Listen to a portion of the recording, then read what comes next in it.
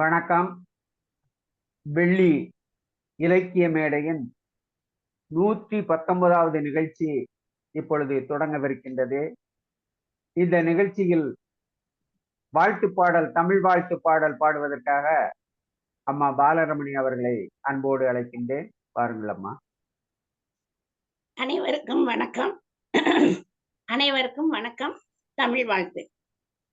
தமிழுக்கும் அமுதென்று பேர், அந்த தமிழ் இன்ப தமிழ் எங்கள் உயிருக்கு நேர், உயிருக்கு நேர். தமிழுக்கும் அமுதென்று பேர், தமிழுக்கு நிலவென்று பேர், இன்ப தமிழ் எங்கள் சமூகத்தின் விளைவுக்கு நீர்.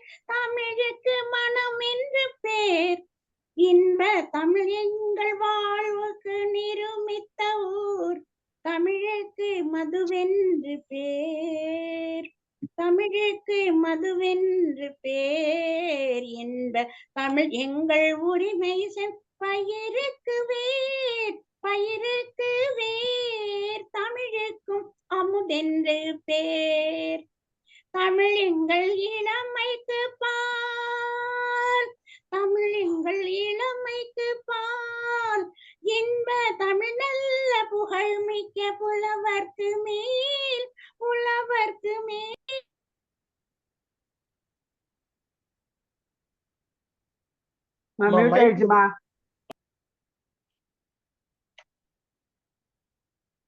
ரமணியம்மா மியூட் ஆயிடுச்சு பாருங்க.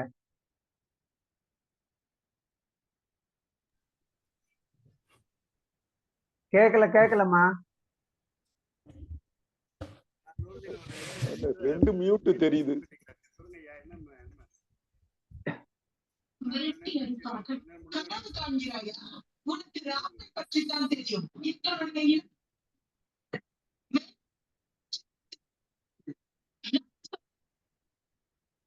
ரமணியம்மா உங்க மைக்கு மியூட் ஆயிடுச்சு பாருங்க.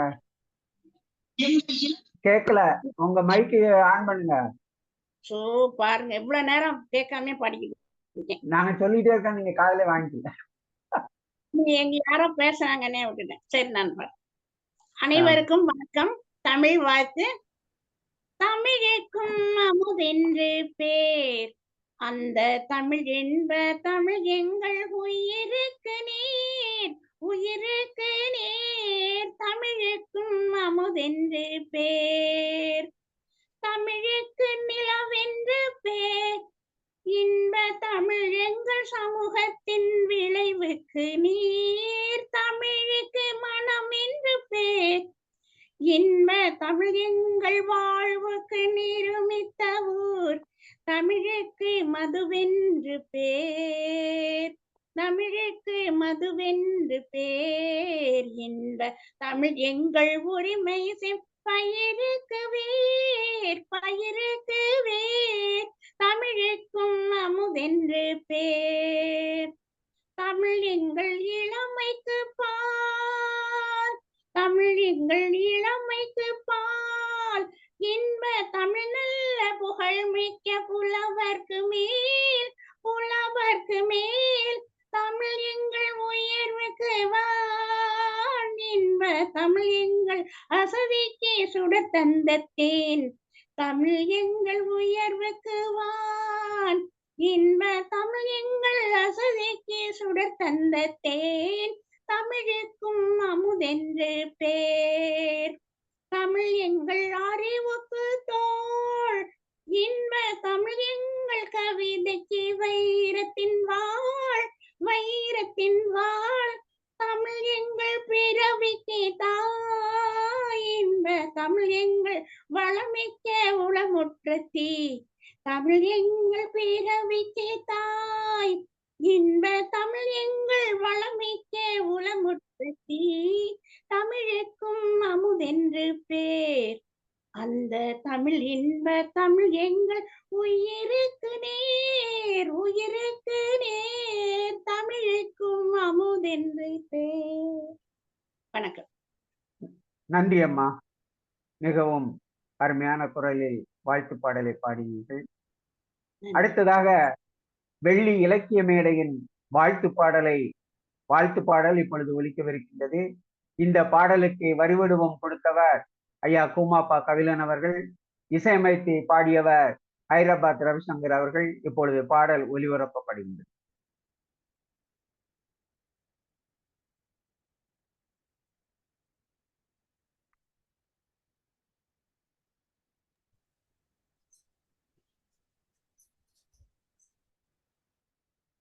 வணக்கம். வெள்ளி இலக்கிய மேடை வாழ்த்து பாடல். இந்த பாடலை எழுதியவர் எங்கள் அன்பு திரு கூமாப்பா கபிலன் அவர்கள். இந்த பாடலை பாடிக்கொண்டிருப்பது ஹைதராபாத்திலிருந்து ரவிசங்கர். வெள்ளிக்கிழமை மாலையிலே ஒன்று கூடுவோம்,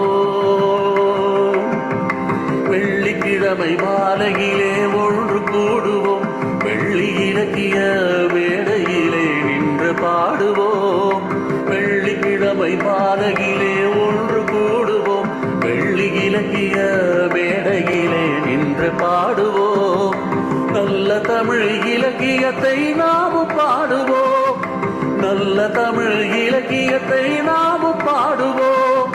துள்ளி ஓடு புள்ளி மாநாளும் ஆடுவோம், நல்ல தமிழ் இலக்கியத்தை நாமும் பாடுவோம். துள்ளி ஓடு புள்ளி மாநாளும் ஆடுவோம். வெள்ளிக்கிழமை மாலையிலே ஒன்று கூடுவோம், வெள்ளி இலக்கிய மேடையிலே நின்று பாடுவோம். வள்ளுவனின் குறளமுதை விரும்பி சொல்லுவோம், தெள்ளு தமிழ் காப்பியத்தை திரும்பச் சொல்லுவோம். வள்ளுவனின் குறளமுதை விரும்பி சொல்லுவோம், தெள்ளு தமிழ் காப்பியத்தை திரும்பச் சொல்லுவோம். வெல்லும் தமிழை உலகின் காதில் கொண்டு செல்லுவோம், வெல்லும் தமிழை உலகின் காதில் கொண்டு செல்லுவோம். நல்ல தமிழ் வாடும் என உறக்க சொல்லுவோம், நல்ல தமிழ் வாடும் என உறக்க சொல்லுவோம். வெள்ளிக்கிழமை மாலையிலே ஒன்று கூடுவோம், வெள்ளி இலக்கிய வேளையிலே நின்று பாடுவோம். கம்பநாடன் சொல்லாடலை கேட்டு ரசிப்போம், கண்ணதாசன் பாடல்களின் தேனை சுவைப்போம். கம்பநாடன் சொல்லாடலை கேட்டு ரசிப்போம், கண்ணதாசன் பாடல்களின் தேனை சுவைப்போம். வெள்ளி மாலை தமிழ் அமுதை ஊடு கழிப்போம், வெள்ளி மாலை தமிழ் அமுதை ஊடு கழிப்போம். முல்லை மலர் தமிழ் கடலில் ஒத்து குளிப்போம், முல்லை மலர் தமிழ் கடலில் ஒத்து குளிப்போம். வெள்ளிக்கிழமை மாலையிலே ஒன்று கூடுவோம், வெள்ளி இலக்கிய மேடையிலே நின்று பாடுவோம். வெள்ளிக்கிழமை மாலையிலே ஒன்று கூடுவோம், வெள்ளி இலக்கிய மேடையிலே நின்று பாடுவோம்.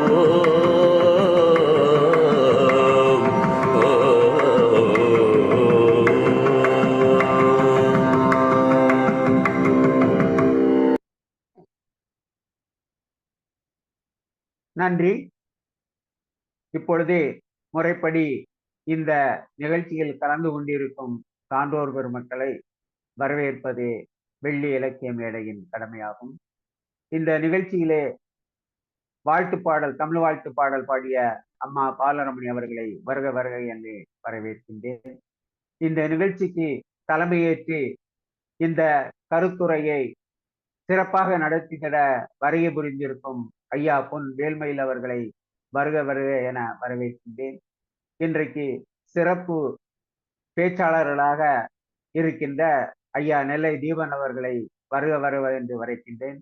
ஐயா சீனி ரபி பாரி அவர்கள் தவிர்க்க முடியாத காரணத்தினால் இந்த நிகழ்ச்சிகளை இன்று கலந்து கொள்ள இயலவில்லை என்பதனால் அவர் அடுத்த நிகழ்ச்சியிலே பேசுவார் என்பதை உங்கள் முன் சொல்லி, அடுத்ததாக இந்த நிகழ்ச்சியிலே தொழில்நுட்ப உதவி புரிந்துடிக்கின்ற ஐயா நல்ல தீபன் அவர்களுக்கும் மற்றும் ஆர்சி குமரன் அவர்களுக்கும் அவர்களையும் வருக வருக என வரவேற்று இந்த நிகழ்ச்சிக்கு வருகை புரிந்து ஆக்கமும் ஊக்கமும் அளித்துக் கொண்டிருக்கின்ற ஐயா கேஜிஆர் அவர்களையும் வருக வருக என நான் அடுத்ததாக இந்த நிகழ்ச்சியிலே கும்மாப்பா கபிலன் அவர்கள் பங்கெடுத்திருக்கின்றார்கள். அந்தமான் எம் ஐயாராஜு அவர்கள் கலந்து கொண்டிருக்கின்றார்கள். கேலக்சி A14 என்னும் அலைபேசியில் கலந்து கொண்டிருக்கின்ற சான்றோர் அவர்களுக்கும், நாவலாசிரியை அம்மா ஜோசப்தி அவர்களையும் வருக வருக என வரவேற்கின்றேன். அம்மா ஜெயாரமணி அவர்களையும், அம்மா கே சரஸ்வதி அவர்களையும், முத்துக்குமார் அவர்களையும் வருக வருக என வரவேற்கின்றேன். அடுத்ததாக பாவரசு முகவை திருநாதன் அவர்கள் பங்கேற்றிருக்கின்றார்கள். ராமலிங்கம் அவர்கள் பங்கேற்றிருக்கின்றார்கள்.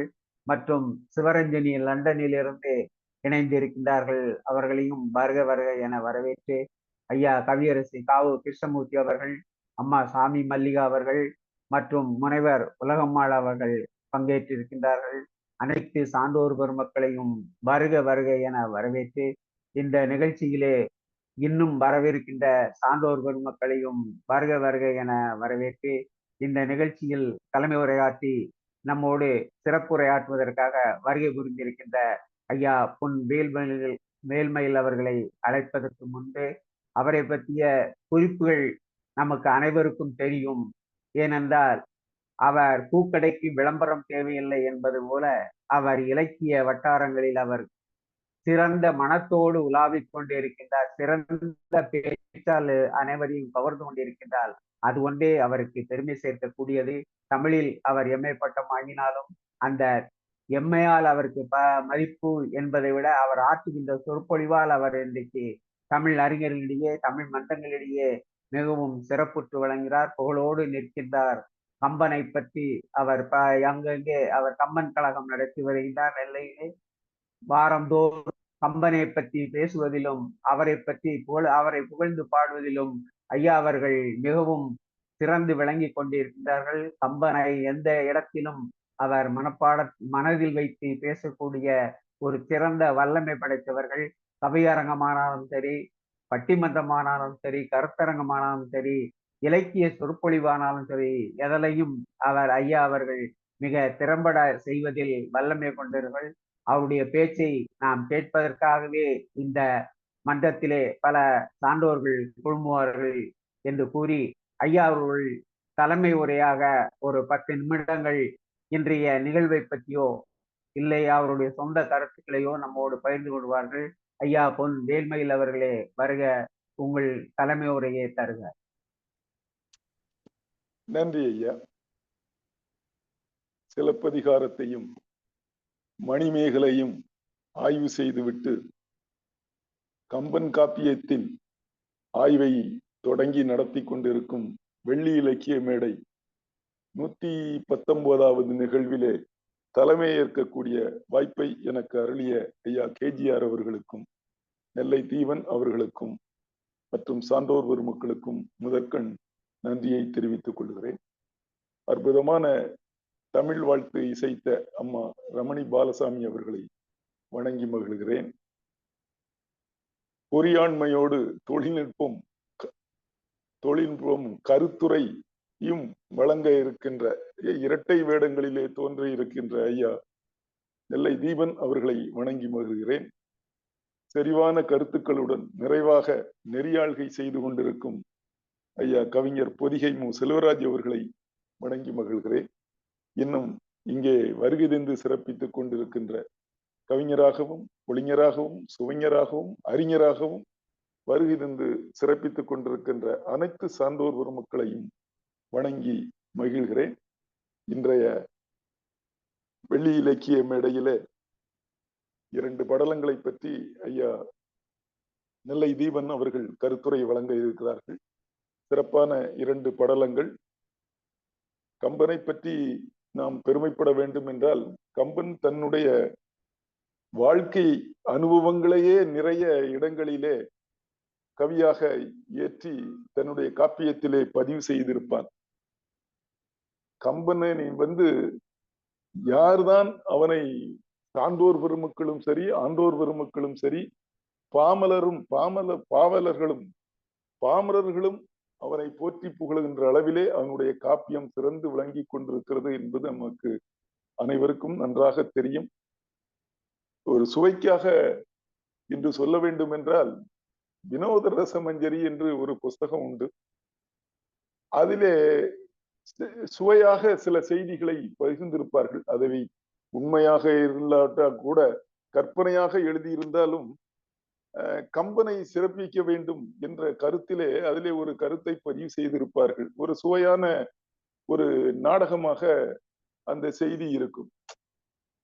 ஒரு நாள் கம்பர் சோழனுடைய அரண்மனையிலே இருந்து கொண்டிருக்கும் பொழுது ஒரு விறகு வெட்டி பிழைக்கும் ஒருவர் வந்து, நான் மன்னனை போற்றி பாடல் எழுதி வந்திருக்கிறேன், எனக்கு பரிசு வேண்டும் என்று சொல்லி வந்தாராம்.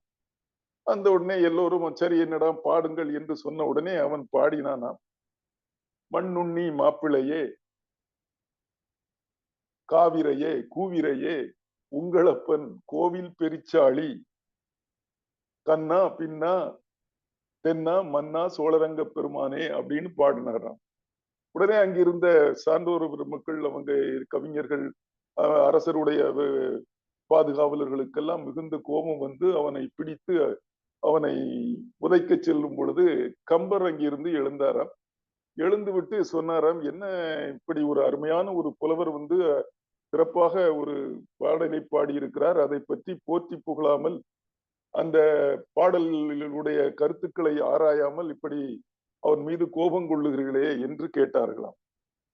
அதற்கு அவர்கள் எல்லாம் சொன்னார்களாம், இது ஒரு கவிதை என்று நீங்கள் சொல்லுகிற என்றால் இதற்கு விளக்கத்தையும் நீரே கூறுக என்று சொன்னதனுடன் இவர் விளக்கம் சொல்ல ஆரம்பித்தாராம். இந்த பாடல் வந்து அந்த பாடலுடைய அமைப்பை பார்க்கும்போது இணைக்குரல் ஆசிரியப்பா வகையாக இருக்கிறது. அதே சமயத்தில் அருமையான ஒரு இரட்டுற மொழிதல் வகையிலே இந்த பாடல் அமைந்திருக்கிறது என்று சொல்லிவிட்டு, அது என்ன மண்ணுண்ணி மாப்பிளையே என்று சொல்லுகிறார்கள். மன்னனை பற்றி புகழ்ந்து பாடியிருக்கிறார். மண்ணுண்ணி மாப்பிளை, மண்ணை உண்டவன் திருமால் திருவயதிலே, ஆகவே திருமாலுக்கு நிகரானவனே என்று பாடியிருக்கிறார். மண்ணுண்ணி மாப்பிளையே, காயிரையே, கூயிரையே, காயிரையே என்னை காப்பாற்றுகின்ற இறைவனே, கூயிரையே, இந்த கூ என்றால் பூமி என்ற ஒரு பொருள் இருக்கிறது. ஆகவே இந்த பூமிக்கு எல்லாம் இறைவனே, கண்ணா கர்ணனுக்கு கர்ணனை போன்ற கொடைவன்மை உடையவனே, பின்னா அவனுக்கு பின்னாலே வந்த தர்மனை போல பொறுமை உடையவனே, கண்ணா பின்னா மன்னா தென்னா தென்னாக நாட்டிற்கு தலைவனே, சோழரங்க பெருமானே என்று பாடியிருக்கிறார் என்று அதற்கு விளக்கம் சொல்லவுடன் எல்லோரும் மலைத்து நின்றார்களாம். அப்போ அந்த அவருக்கு உடைய அந்த விறகு வெட்டிக்கு உண்டான பரிசுகளை எல்லாம் கொடுத்து மன்னர் அனுப்பியவுடன் இவர் கம்பர் அவனை பிடித்து இழுத்து வந்து, என்ன நீ வந்து இப்படி பாடினாயே, என்ன எப்படி நீ இப்படி ஒரு கவிதையை நீ பாடினா என்று கேட்டதற்கு அவன் விளக்கம் சொன்னான். ஏன் ஒண்ணும் இல்லை, என்னுடைய மனைவி வந்து எல்லாரும் கவிதை எழுதி மன்னர்கிட்ட பரிசு வாங்குதார, நீரும் போய் எப்படியாவது வாங்கிட்டு வாங்கன்னு என்ன அடிக்கடி தொந்தரவு பண்ணிக்கிட்டே இருந்தா, சரி ஒரு கவிதை எழுதுவோமே அப்படின்ட்டு வந்து கொண்டிருக்கிற பொழுது இந்த குழந்தைகள் எல்லாம் விளையாடி கொண்டிருந்தன பொண்ணு மாப்பிள்ளை வச்சு. அப்ப சொல்ற போது மண்ணுண்ணி மாப்பிள்ளையே என்று அவர்கள் பாடிக்கொண்டிருந்தார்கள். ஆகவே அந்த சொல்லை நான் எடுத்துக்கொண்டேன். கொஞ்ச நேரத்துல பக்கத்துல வரும்போது ஒரு காக்கா கத்துச்சு, கா என்று கத்துச்சு. ஆகவே கா இறைந்தது, அதனால காவிரையே என்று எழுதி கொண்டேன். அடுத்தால ஒரு குயில் கொத்தியது, கூவிரையே என்று எழுதி கொண்டேன். அப்புறம் வரும்போது ஒரு பெருச்சாளி அங்க ஓடிச்சு கோயில் பக்கத்துல வர்ற போது, அதுக்கு மேல எனக்கு கோபம் வந்தது. அந்த உடனே ஒரு கல்லை எடுத்து உங்களப்பா கோவில் பெருச்சாளி அப்படின்னு சொல்லிட்டு அத மேல போட்டேன். அதனால அந்த வரியையும் சேர்த்து கொண்டேன். இப்படி சேர்த்து கொண்டு வரும்போது என்னுடைய நண்பனிடம் கேட்டேன், இப்படி கவிதை எழுதியிருக்கேன் நல்லா இருக்கான்னு கேட்டா, இல்ல நல்லா இருக்கு, மன்னரை பத்தி ஒண்ணும் இல்ல, ஆக என்னத்தையாவது கண்ணா பின்னான்னு எழுதி கடைசியில சோழரங்க பெருமானே அப்படின்னு முடிச்சிரு அப்படின்னு சொன்னாரு. அதனால எழுதி கொண்டு வந்தேன் என்று அவன் சொன்னதாகவும், அவனுக்கு திரும்பி கல்வியை எல்லாம் கற்பித்து அவனை ஒரு கவிஞராக மாற்றினார் என்றும் ஒரு செய்தி வருகிறது. இதை ஏன் சொல்லுகிறேன் என்றால், கம்பனை வந்து பெருமைப்படுத்துவதற்காக எல்லோரும் எல்லா காலங்களிலும் எல்லோரும் முயன்றிருக்கிறார்கள். ஏனென்றால் அவனுடைய கவிதையின் சிறப்பை பற்றி நாம் கூற வேண்டியதில்லை. அதைத்தான் நான் இப்பொழுது இங்கே வாரந்தோறும் இங்கே கம்பனை நாம் படித்துக் கொண்டிருக்கிறோம். அப்படி ஒரு அருமையான ஒரு நிகழ்ச்சியிலே இன்று சிறப்பாக, அதுவும் நம்முடைய டிகேசியை பற்றி ஒரு சில செய்திகளை நான் சொல்ல வேண்டும் என்று ஆசைப்படுகிறேன். அவர் கம்பனை அவரை ரசித்ததை போல அவர் ரசிக்கவில்லை. ஆனால் அப்படி மிகையாக அவர்கள் மிகுந்த ஆர்வத்தோடு அவரை சுவைத்ததன் காரணமாகவே கம்பனிலிருந்து நிறைய பாடல்களை அவர் தள்ளிவிட்டார்.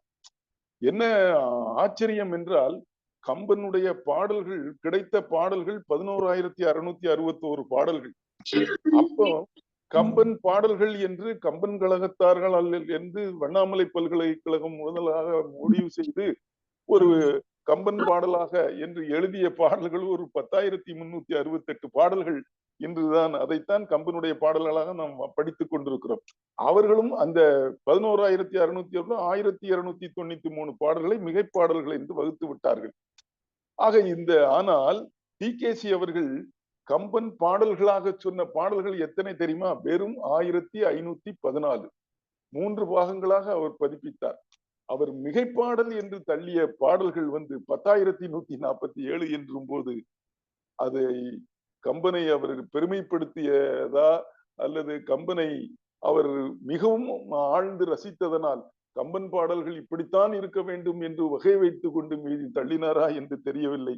ஆனாலும் அந்த மிகைப்பாடல்கள் என்று சொல்லப்பட்ட பாடல்கள் கூட சில இடங்களிலே மிகவும் சுவையான 5லே 1 பெற்றான் என்ற பாடல் கூட மிகைப்பாடல் வரிசையிலே தான் வருகிறது. இப்படி நிறைய சுவையான ஒரு காப்பியத்தை இங்கே நாம் ஆய்வு செய்து கொண்டிருக்கிறோம்.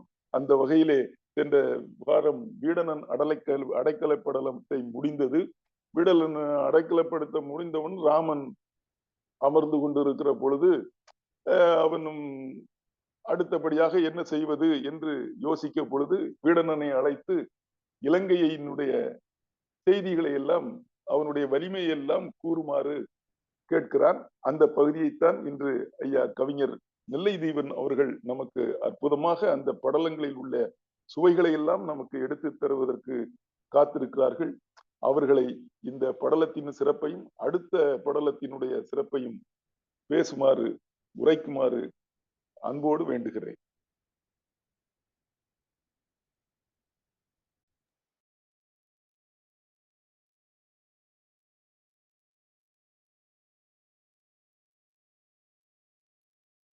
அனைவருக்கும் வணக்கம்.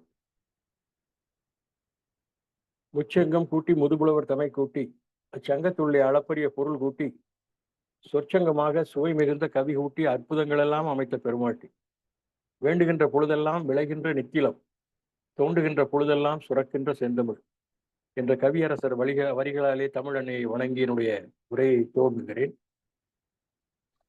வெள்ளி இலக்கிய மேடையினுடைய நிறுவன தலைவர் ஐயா கேஜிஆர் அவர்களே, இன்றைய கருத்தரங்கத்திற்கு தலைமை ஏற்றிருக்கிற மரியாதைக்குரிய நெல்லை கம்பன் கழகத்தினுடைய செயலாளர் ஐயா பொன் வேலுமயில் அவர்களே, தமிழ் வாழ்த்து பாடிய அம்மா ரமணி பாலசாமி அவர்களே, நெறியாள்கையை சிறப்பாக செய்து கொண்டிருக்கின்ற பொதிகை மு செல்வராஜன் ஐயா அவர்களே, மற்றும் இந்த அரங்கத்திற்கு வந்திருக்கக்கூடிய சான்றோர்களே, வெள்ளி இலக்கிய மேடை பாடலை மிக அருமையான பாடலை எழுதி கொடுத்து வெள்ளி இலக்கிய மேடனுடைய சிறப்பை மேன்மேலும் அதிகரிக்க செய்திருக்கிற கவிஞர் குமாப்பா கபிலன் ஐயா அவர்களே, பாடலை சிறந்த முறையை பாடி எங்களுக்கு அதை பதிவு செய்து அனுப்பிய ஐயா ரவிசங்கர் அவர்களே, உங்கள் அத்தனை பேருக்கும் என்னுடைய அன்பும் பண்பும் நட்பும் சார்ந்த வணக்கத்தை காணிக்கையாக்கி மகிழ்கிறேன். எனக்கு அடுத்ததாக பேச இருக்கிற சீனி ரவிபாரதி ஐயா அவர்கள் கொஞ்சம் உடல்நலம் குன்றியத்தின் காரணமாக அவர் இன்று வர இயலவில்லை.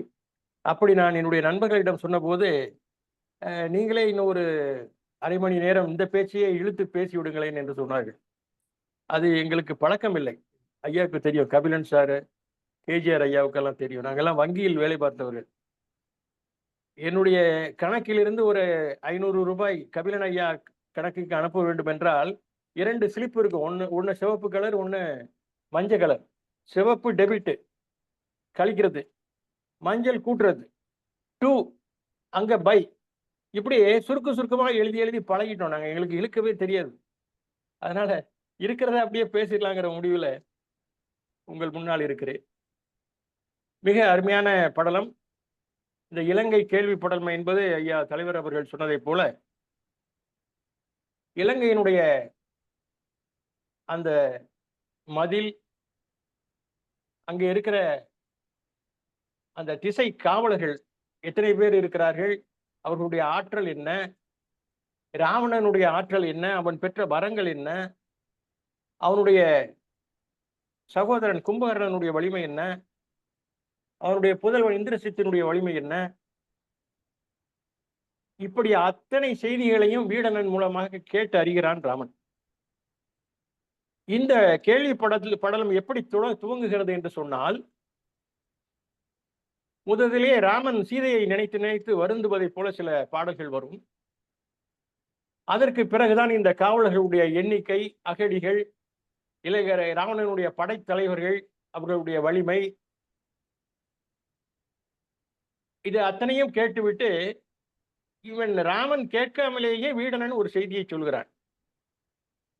அது என்னவென்று சொன்னால், அனுமன் இலங்கைக்கு வந்திருந்த போது எப்படியெல்லாம் அங்குள்ள அக்ககுமாரன் ஆகட்டும், சம்புமாளி ஆகட்டும், கிங்கரர்கள் ஆகட்டும், பஞ்ச சேனாதிபதிகள் ஆகட்டும், அவர்களோடெல்லாம் எப்படி அவன் போர் தொடுத்தான், அனுமன் எப்படி அவர்களை எல்லாம் அழித்தான், இலங்கைக்கு எவ்வாறு தீ ஊட்டினான் என்பதை பற்றியெல்லாம் வீடணன் சொல்லித்தான் ராமன் அறிகிறான். இத்தனை செய்திகளையும் உள்ளடக்கிய இந்த படலம் தான் இலங்கை கேள்வி படலம் என்பது. சீதையை நினைத்து நினைத்து வருந்துகிறான் ராமன். சில் இயல் கோதையை நினைந்து தேம்பிய வில்லியை, வில்லியை என்றால் வில்லாற்றலுடைய ராமன், சில் இயல் கோதை சீதை. சில் இயல் என்றால் இந்த பெண்கள் தலைக்கு வைப்பார்கள் ஸ்லைடு, ஹேர் ஸ்லைடு. இது வேணா எழுதி வச்சிடுங்க இந்த வார்த்தையை. கம்பன் அப்பொழுதே சொல்லியிருக்கிறான். சில் இயல், சில் இயல், சில் இயல் கோதை. அவளை நினைத்து தேம்பிய வில்லியை, வில்லாற்றலுடைய ராமனை திருமணம் வெதுப்பும் வெம்மையால் இன்னும் கொஞ்சம் அவனுக்கு உசுப்பேத்தணும், அவனை கடுப்படிக்கணுங்கிறதுக்காகவே என்ன நடக்குதா, எல்லியை காண்டலும் மலர்ந்த ஈட்டினால் மல்லிகை காணமும் வானமும் ஒத்ததே. மல்லிகை காடு எப்படி இருக்கும், அங்கங்க மல்லிகை பூவா இருக்கும் இல்லையா, அதே மாதிரி இரவுல நட்சத்திரங்கள் வானத்திலே எப்படி இருக்கோ அது மாதிரி இருக்குதாம். அந்த சந்திரனை கண்டவுடன் மலர்கிற மல்லிகை மாதிரி, அந்த தோட்டம் மாதிரி இங்கே வானமும் அந்த தோட்டமும் ஒன்றாக இருக்கிறது. உரையாசிரியர் கூறுகிறார், அங்க மல்லிகை தோட்டத்திலே மல்லிகை பூக்கள் எல்லாம் மலர்ந்திருக்கின்றன. அந்த மனமும் சேர்ந்து ராமனை துன்புறுத்துகிறது. சீதையினுடைய நினைவை அங்கே கொண்டு வருகிறது ராமனுடைய மனத்திலே. சில் இயல் கோதையை நினைந்து தேம்பிய வில்லியை திருமணம் வெதுப்பும் வெம்மையால் எல்லியை காண்டலும் மலர்ந்த ஈட்டினால், ஈட்டினால் என்றால் தன்மையினால் என்று பொருள், ஈட்டினால் மல்லிகை காணமும் வானமும் ஒத்ததே என்ற ஒரு அருமையான பாடல். இப்பொழுது சந்திரன் உதயமாவதை சொல்லுகிறார் கம்பர். ஒன்றும் உட்கருப்பினோடு, உட்கருப்பு என்பது உட்பகை. வள்ளுவர் சொல்வார் அல்லவா, உட்பகை என்ற ஒரு அதிகாரமே இருக்கிறது. உட்பகை, அந்த பகை நண்பன் போல பழகி நம்மை கெடுப்பது. அப்படி ஒரு உட்பகை என்பதை கம்பன் உட்கருப்பு என்ற வார்த்தையை பயன்படுத்துகிறார். ஒன்றும் உட்கருப்பினோடு ஒளியின் வாழ் உருவி தன் தனி முகத்தினால் என்னை தாழ்த்து உற வென்றவள் துணைவனை. சீதை அவளுடைய முகம் அழகு அதுக்கு ஈடா என்னுடைய ஒளி இல்லை, என்னுடைய என்ன அவளுக்கு ஊமையா சொல்ல முடியாது, அவ அவ்வளவு அழகா இருக்கிறா. அப்படி என்னைய அவ தோற்கடிச்சால, சீதை தோற்கடிச்சால, என்ன ரொம்ப அழகான முகத்தை கொண்டு சீதை என்னை தோற்கடித்த காரணத்தினால் இன்று அவளுடைய துணைவனை நான் வெல்லுவேன் என்று அந்த ஒளி என்னும் வாளை கையில் எடுத்துக்கிட்டான். எடுத்துக்கொண்டு என்றது போல வந்து எழுந்தது இந்துவே, என்னை வென்ற சீதையின் கணவனை இன்று நான் வெல்லுவேன் என்று ஒளி என்ற வாளை கையில் ஏந்தி கொண்டு எழுந்தானாம் அந்த சந்திரன், நிலவு. ஒன்றும் உட்கருப்பினோடு ஒளியின் வாழ் உருவி, உருவி என்றால் உருவி, தன் தனி முகத்தினால் என்னை தாழ்த்துற வென்றவள் துணைவனை இன்று வெல்குவேன் என்றது போல வந்து எழுந்தது இந்துவே என்று அந்த சந்திர உதயத்தை பற்றிய ஒரு அருமையான பாடலை கம்பன் அங்கே சொல்லுவான். இப்பொழுது ராமன் வீடணனிடம் அந்த இலங்கையில் உள்ள படை பலத்தை எல்லாம் கேட்கிறான். வள்ளுவர் சொன்னதை போல வினை வழியும் தன் வழியும் மாற்றான் வழியும் துணை வழியும் தூக்கிச் செயல் என்பது போல எல்லா செய்திகளையும் தெரிந்து கொள்ள வேண்டும் என்ற ஆவல் ராமனுக்கு. அவ்வளவையும் சொல்லி விடுகிறான். இதுதான் இந்த வீடணனுக்கும் கும்பகர்ணனுக்கும் உள்ள வித்தியாசம். அதை பிறகு விவாதிக்கலாம். ஆறுகள் இலங்கையின் அரணும், அந்த அரண் எப்படிப்பட்ட அரண்? அம்பளி வார் கெழு கணைகளல் அரக்கர் வன்மையும், அந்த அரக்கர்களுடைய ஆற்றல் என்ன?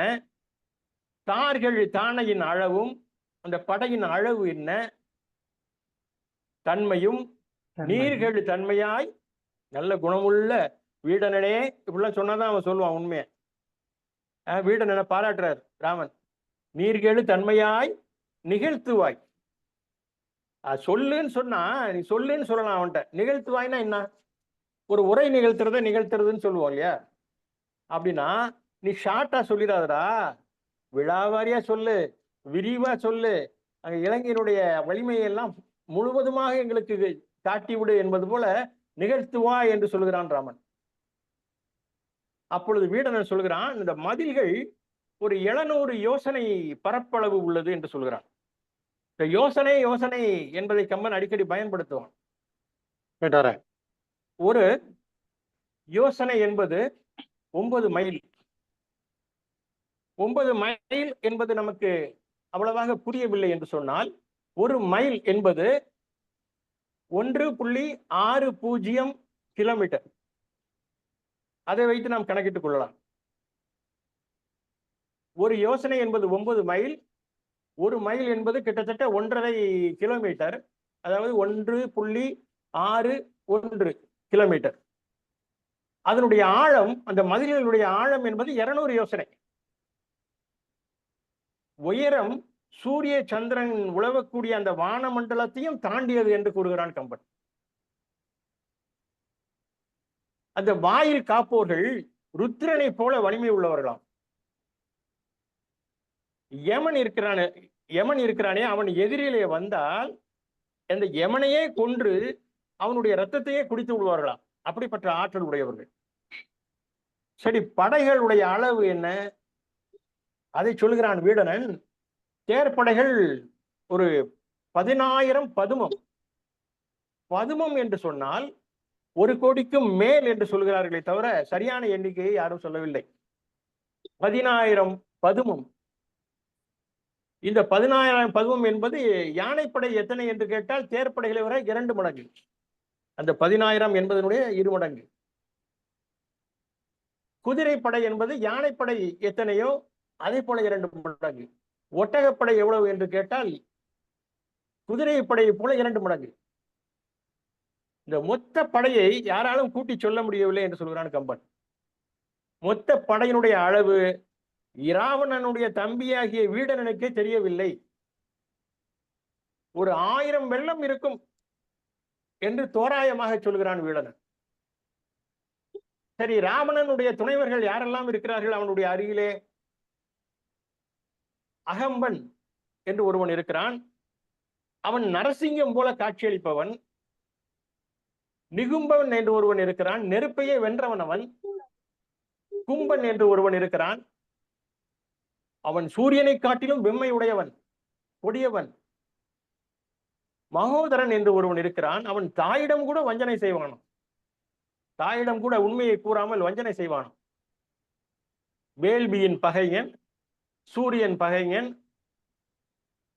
பிறகு வச்சரநந்தன், பிசாசன், துன்முகன், விருபாட்சன், தூம்ராட்சன், போர்மத்தன், பிரகஸ்தன் என்று அத்தனை பேரும் மிகவும் வலிமை வாய்ந்தவர்கள். பிறகு கும்பகர்ணனுடைய ஆற்றல், இந்திரசித்தினுடைய ஆற்றல், அதிகாயனுடைய ஆற்றல், இவைகளை பற்றியெல்லாம் விரிவாக சொல்கிறார்கள். இருந்தாலும் நாம் இன்னும் அதிக விரிவாக நாம் பார்க்க போகிறோம் என்பதால் நான் அதை விட்டு விடுகிறேன். ராவணன் பொதுவாக பிரம்மன், சிவன் இவர்கள் எல்லாம் வரங்கள் வாங்கியவன். அந்த திசையானுடைய அந்த கொம்புகளை மார்பிலே தாங்கியவன், தேவர்களை வென்றவன் என்றெல்லாம் சொல்வார்கள். இப்பொழுது வீடனன் அத்தனையுடைய அந்த அனுமனுடைய ஆற்றலை இலங்கைக்கு வந்திருக்கிற காலத்திலே அவன் யாரோடெல்லாம் போர் தொடுத்தான், எப்படி போர் புரிந்தான், எப்படி இலங்கையை அழித்தான் என்பதையெல்லாம் சொன்னான் அல்லவா? இப்பொழுதுதான் ராமன் திரும்பி அனுமனை பார்க்கிறான். என்னிடம் எதுவுமே சொல்லவில்லையே, அமைதியாக நின்று கொண்டிருக்கிறானே என்று சொல்லி அனுமனை பாராட்டுகிறான். கூட்டினார் படை பாகத்தின் மேற்பட கொன்றாய், ரொம்ப சிரமப்பட்டு ராவணன் கூட்டின அந்த மொத்த படையினுடைய பாதிக்கு மேற்பட்ட படைகளை நீ அழித்து விட்டாயாமே இலங்கையிலே. கூட்டினார் படை பாகத்தின் மேற்பட கொன்றாய், ஊட்டினாய் எரி ஊர் முற்றும். இலங்கை முழுவதும் தீயை வைத்து விட்டாய். இனி அங்கு ஒன்று உண்டோ? ஏதாவது விட்டுட்டு வந்திருக்கியா நீ? ஒண்ணும் இல்லை, எல்லாம் பண்ணிட்ட. கேட்ட ஆற்றினால், இதெல்லாம் வீடனன் சொல்லிதான் எனக்கு தெரியும். கேட்ட ஆற்றினால் கிளிமொழி சீதையை கிடைத்தும் மீட்டிலாதது. சீதையை பார்த்து விட்டாய், ஆனால் அவளை இங்கு நீ அழைத்து வரவில்லை. அதற்கு காரணம், கிளிமொழி சீதையை கிடைத்தும் மீட்டிலாதது என் வில் தொழில் காட்டவோ வீர. என்னுடைய வில்லினுடைய ஆற்றலை காட்டுவதற்காகவா வீரா என்று அனுமனை சொல்லுகிறான். இதே கருத்தை உடைய, வீரத்தை மெச்சுகின்ற, வீரத்தை போற்றுகின்ற இதே கருத்தை 3 பேரும் சொல்லுவார்கள். அனுமனும் இதையே நினைக்கிறான், சீதையும் இதே கருத்தை சொல்லுவாள், ராமனும் அதையே சொல்லுகிறான். புறம் எல்லா இடங்களிலும் பார்த்து விட்டு கடைசியாக சீதையை காண்கிறான் அல்லவா அசோகவனத்திலே அனுமன். அப்படி காண்கிற போது, ஏன் இவளை நாம் நேராக தூக்கி கொண்டு சென்று ராமன் முன்னால் நிறுத்தினால் என்ன என்று சிந்திக்கிறான். கற்றை பூங்குழலாலை சிறை வைத்த கண்டகனை, கண்டகன் என்றால் ராவணன், கண்டகனை முற்ற போர் முடித்தது ஒரு குரங்கு என்றால், ஒரு குரங்கே அந்த முழுவதுமாக அந்த போரை முடித்து விட்டது என்று சொன்னால், முனை வீரன் கொற்ற போர் சிலை தொழிற்கு குறை உண்டாம், ராமனுடைய வில்லுக்கு குறை வந்து விடுமே என்று என குறைந்தான் அனுமன் என நினைத்து அந்த செயலை, அந்த எண்ணத்தை விட்டு விட்டான், கைவிட்டு விட்டான் அனுமன். சீதை என்ன சொல்கிறாள்? சொல்லினால் சுடுவேன். இது எல்லா மேடைகளிலும் எல்லோரும் முழங்கக்கூடிய ஒரு உரையாடல். சொல்லினால் சுடுவேன், அது தூயவன் வில்லின் ஆற்றற்கு மாசென்று வீசினேன். நான் என்னுடைய சாபத்தினாலே இவை அத்தனையும் செய்து விடுவேன், இலங்கை முற்றிலுமாக அழித்து விடுவேன். ஆனாலும் என்னுடைய ராமனுடைய வில்லின் ஆற்றலுக்கு மாசு வந்து விடுமே என்று நான் அவ்வாறு செய்யாமல் இருக்கிறேன் என்று சொல்லுவாள் சீதை. ராமன் என்ன சொல்கிறான்? கிளிமொழி சீதையை கிடைத்தும் மீட்டிலாதது என் வில் தொழில் காட்டவோ வீர என்று அனுமனிடம் ராமன் கேட்கிறான். 3ம் ஒரே கருத்துத்தான். அதே போல கடைசியாக சொல்லுகிறான், உனக்கு கண்டிப்பாக இங்கே பிரம்மன் வகிக்கக்கூடிய பதவி உனக்கு கிடைக்கும். அப்படி ஒப்பற்ற காரியங்களை எல்லாம் நீ செய்திருக்கிறாய் என்று அனுமனை ராமன் பாராட்டுகிற போது அனுமன் வெட்கப்பட்டு நிற்கிறான். அவன் எதுவும் பதில் எதுவும் சொல்லவில்லை, நாணப்படுகிறான். இத்தனை செயல்களையும் செய்துவிட்டு அந்த புகழ்ச்சிக்கு நாணுகிறான். இப்படியாக அந்த காண்டம் முடிகிறது. அடுத்த படலத்திலே இப்பொழுது அந்த கடலை கடக்க வேண்டும். அது எப்படி கடப்பது? ராமன் கடலை கடப்பதற்காக வீடனிடத்தில் ஆலோசனை கேட்கிறான். அவன் கூறிய அந்த ஆலோசனையின் பேரிலே கடற்கரையிலே ராமன் தர்ப்பை புள்ளின் மீது அமர்ந்து கொண்டு வருண மந்திரத்தை ஜெபிக்கிறான். 7 நாட்கள் கடந்தது, வருணன் வரவில்லை. ராமனுக்கு கோபம் வருகிறது. கடலின் மேலே அம்பு எய்கிறான். அப்போது என்னென்ன விளைவுகள் விளைந்தன அந்த கடலிலே என்பதை பற்றியெல்லாம் கம்பர் சொல்கிறார். இத்தனையும் நடந்தும் வருணன் வரவில்லை. இவனுடைய சினம் இன்னும் அதிகமாகிறது. அதனால் பிரம்மாஸ்திரத்தை கடலின் மீது எய்கிறான் ராமன். அப்பொழுது மிகவும் வருந்தி கொண்டே தோன்றுகிறான் வருணன். இந்த தாமதத்திற்கு காரணம் என்ன என்று கேட்கிறான் ராமன். அந்த தாமதத்திற்கான காரணத்தை சொல்லுகிறான் வருணன். அதிலே சமாதானம் அடைந்து, இப்பொழுது நான் பிரம்மாஸ்திரத்தை எய்து விட்டேன், இதனுடைய இலக்கு என்ன என்று கேட்கிறான். அதற்கான இலக்கை சொல்லுகிறான். அந்த இலக்கை போய் அழித்து விட்டு அது திரும்பவும் அந்த அம்பு அமரா துணியிலே வந்து உட்கார்ந்து கொள்கிறது. இப்பொழுது அவன் சொல்லுகிறான், நீங்கள் கடலை வேறு எதுவும் செய்ய வேண்டாம், எல்லா உயிர்களுக்கும் ஆபத்து வரும் என்ற காரணத்தால் என் மீது சேது என்ற பாலத்தை கட்டி அதன் மீது நடந்து நீங்கள் இந்த பகுதியை கடந்து இலங்கைக்கு சென்று சேரலாம் என்று வருணன் சொல்லுகிறான். உடனடியாக சேதுவை கட்ட ராமன் மற்றவர்களுக்கு கட்டளை இடுகிறார், வானரப்படைகளுக்கு. இது முழுக்க பல பாடல்களிலே கம்பன் சொல்லியிருப்பான். வருணன் ராமன் அழைத்த உடனே வரவில்லையே, அதற்கு காரணம் என்ன? எதற்காக வரவில்லை? முதலிலே வரவில்லை என்பதற்கே கோபம் வருகிறது ராமனுக்கு. ஊற்றம் மீக்கொண்ட வேலையான் உண்டு இலை என்னும் மாற்றம். யாரோ மைக் ஓப்பன்ல இருக்கு பாருங்க. இந்த கோஹோஸ்ட் கொடுத்துருவாங்க கொஞ்சம் ப்ளீஸ். பொதிகையார் அன்மியூட், பொதிகையார் மியூட் பண்ணுங்க.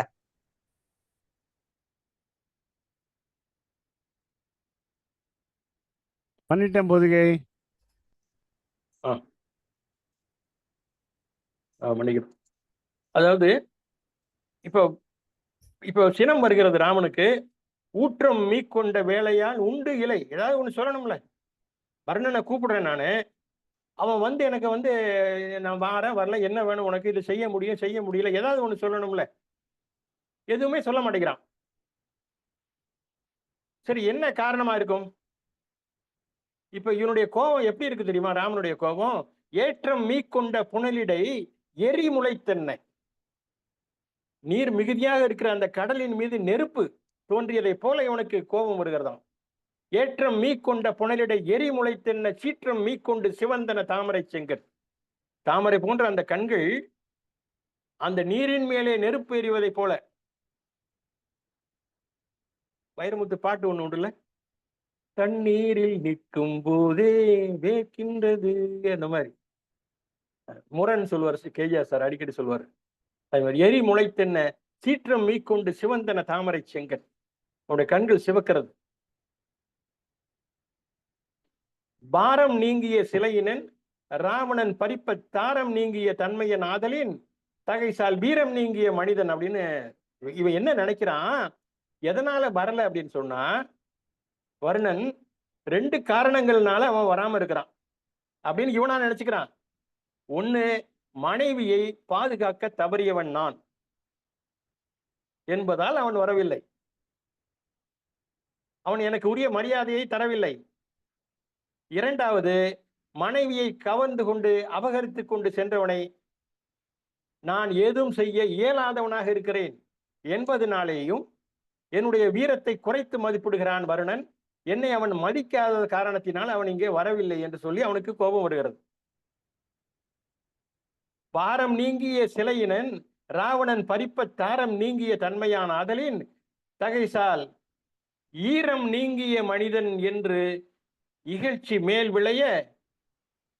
இந்த வார்த்தை தயவு செய்து நன்றாக கவனித்துக் கொள்ளுங்கள். வீரம் நீங்கிய மனிதன், வீரம் நீங்கிய மனிதன், வீரம் இல்லாத மனிதன் என்று அயோத்தியிலே ராமன் பிறந்தானோ அப்போதிலிருந்தே மனிதன் என்ற அளவிலே தான் அவனை காட்டிக்கொண்டே வருகிறார்கள். ராமன் வாயாலே ஒரு நாளும் நான் மனிதன் என்று இந்த காப்பியத்தில் எங்கேயுமே சொன்னதில்லை. ஆனால் இந்த ஒரே ஒரு பாடலில் தான் வீரம் நீங்கிய மனிதன் என்று தன்னைத்தானே ராமன் கூறிக்கொள்கிறான். வீரம் நீங்கிய மனிதன் என்று இகழ்ச்சி மேல் விளைய ஈரம் நீங்கியது எரிகடலாம் என இசைத்தான். அது போல ஒரு பாடல். ஆனால் இதே வருணன் கர்ணனோடு ஒரு போர் நடந்தது அல்லவா? சூர்படகை மூலமாக ஒரு பகை ஏற்பட்டு கர்ணனோடு ஒரு போர் நடந்தது. அப்படி நடந்த போரிலே கையில் இருந்து வில் நழுவி விட்டது ராமனுக்கு. ஆனால் ராமன் கேட்காமலேயே பின்புறமாக இருந்து வில்லை கொடுத்து உதவியவன் இந்த வருணன். அப்பொழுதெல்லாம் நான் கேட்காமலேயே கொடுத்தவன், இன்று நான் கேட்டும் கொடுக்கவில்லையே, வரவில்லையே. அதற்கு காரணம் இந்த 2 காரணங்களாகத்தான் இருக்கும் என்ற முடிவுக்கு வருகிறான் ராமன். அதனாலதான் அவனுடைய சினம் அதிகமாகிறது. இப்பொழுது ராமன் வரவில்லை என்று சொன்னவுடன் கடலின் மேல் அம்பு எய்கிறான். எய்த போது என்ன நடந்தது கடலிலே? பொய்த்த மீன்குளம் முதலற முருங்கின மொழியின் பொய்த்த சான்றவன் குலம் என. அதாவது பொய்சாட்சி சொன்ன ஒருத்தனுடைய குலமே எப்படி அழிஞ்சு போகுமோ, பொய்சாட்சி சொல்றவன் மட்டுமில்ல, அவருடைய குலமே எப்படி அழிந்து போகுமோ அதை போல அந்த கடலில் உள்ள மீன்கள் எல்லாம் செத்து மிதந்தனவும். உய்த்த கூம்படை நெடுங்கலம் ஓடுவ கடுப்ப. இது ஒரு மீன் ஒன்று இருக்கிறது, பனை மீன் என்று சொல்கிறார்கள். பனை மீன். சிறிய சிறிய மீன்கள் எல்லாம் இறந்து விட்டன. இந்த பனை மீன் என்று சொல்லக்கூடிய அல்லது தாள மீன் என்று சொல்லுவான் கம்பன். தாள மீன் சாலம் என்று சொல்லுவான். அப்படிப்பட்ட மீன்கள் எல்லாம் இந்த அம்புகள் குத்தி கொண்டிருக்கின்றன. ராமன் விட்ட அம்பு அதனுடைய முதுகிலே குத்தி கொண்டிருக்கிறது. அதை பார்க்கிற போது ஒரு பாய்மர கப்பல் அங்கும் இங்கும் போவது போல இருந்ததாம். அப்படி ஒரு கற்பனை கம்பனுக்கு. இந்த பொய்சாட்சி சொல்பவனுடைய குலமே அழிந்து விடும் என்பது போல கலித்தொகையிலுமே ஒரு பாடல் வரும். கேஜிஆர் ஐயாவிடம் கூட நான் சொல்லிக் கொண்டிருந்தேன் நேற்று. ஐயாவும் ஒரு கூட்டத்தில் அதை பற்றி சொல்லி இருக்கிறார். கரிப்பை தான் கீழ் இருந்த மரம் போல கவின்பாடி. அது பொய் சாட்சி சொன்னவன் ஒரு மரத்துல நிழலுக்கு கீழே போய் நின்னான்னா அந்த மரமே பட்டு போயிடுவான். ஒரு அருமையான அந்த கலித்தொகை பாடல். கரிப்பை தான் கீழ் இருந்த மரம் போல கவின்பாடி எரி பொத்தி என் நெஞ்சம் சுடுமாயின் எவன் செய்கோ என்று அந்த பாடல். இப்போ கம்பனுடைய கற்பனை வேறு மாதிரியாக விரிகிறது. இப்போ பெரியவங்க, ஒரு நம்மளை விட பெரியவங்க, அறிவாளிகள், சான்றோர்கள் நம்ம மேல கோபப்பட்டா அது நல்லதுக்கு தான் சொல்றாரு கம்பர். செப்பின் மேலவர் சீரினும் அது சிறப்பாதல் தப்புமே. நம்ம விட அதிகமா பண்பு உள்ளவங்க, பெரியவங்க, அவங்க ஏதாவது நம்ம மேல கோபப்பட்டாங்கன்னா அது நல்லதுக்கு தான் இருக்கும் இல்லையா? செப்பின் மேலவர் சீரினும் அது சிறப்பாதல் தப்புமே. அது கண்டனம் ஓரில். இந்த கடல்ல பார்த்தேன் நான் அதை. எப்படியா தனியா உப்பு வேலை என்று உலகுரு பெரும்பலி நீங்கி, எப்பவுமே என்ன சொல்லுவாங்க, இந்த கடல் தண்ணி உப்பு தண்ணின்னு சொல்லுவாங்க இல்லையா? எப்பவுமே உப்பு தண்ணி தானே கடல். உப்பு வேலை என்று உலகுரு பெரும்பலி நீங்கி, அங்க இப்போ இவனுடைய அம்புகள் அந்த கடல் முழுக்க கிடக்குது, ராமனுடைய அம்பு. அதனால அந்த உப்பு வேலை, உப்பு கடல் அப்படிங்கிறது போய் இப்ப அப்பு வேலையாய் நிறைந்தது. அப்பு என்பதற்கு அம்பு என்று ஒரு பொருள், அப்பு என்பதற்கு நல்ல நீர் என்று ஒரு பொருளும் உண்டு. இப்பொழுது ராமன் கைப்பட அந்த அம்பு எய்த காரணத்தினால் அந்த உப்பு தண்ணீராக இருந்த அந்த கடல் நல்ல நீராக மாறிவிட்டதாம். அல்லது அது மிக சிறப்பான ஒரு அலங்கார வேலைப்பாடுகள் நிறைந்து விட்டது, அந்த அம்புகளாலே தொடுத்திருக்கிறான் என்று சொல்கிறான். இப்பொழுது அந்த பொதுவாக கடல் நீல நிறமானது அந்த பூமி அந்த கடலை ஆடையாக உடுத்தி இருக்கிறது என்று கற்பனை செய்வார்கள் புலவர்கள். நிலமகளினுடைய நீல ஆடை என்று கற்பனை செய்வார்கள் அல்லவா?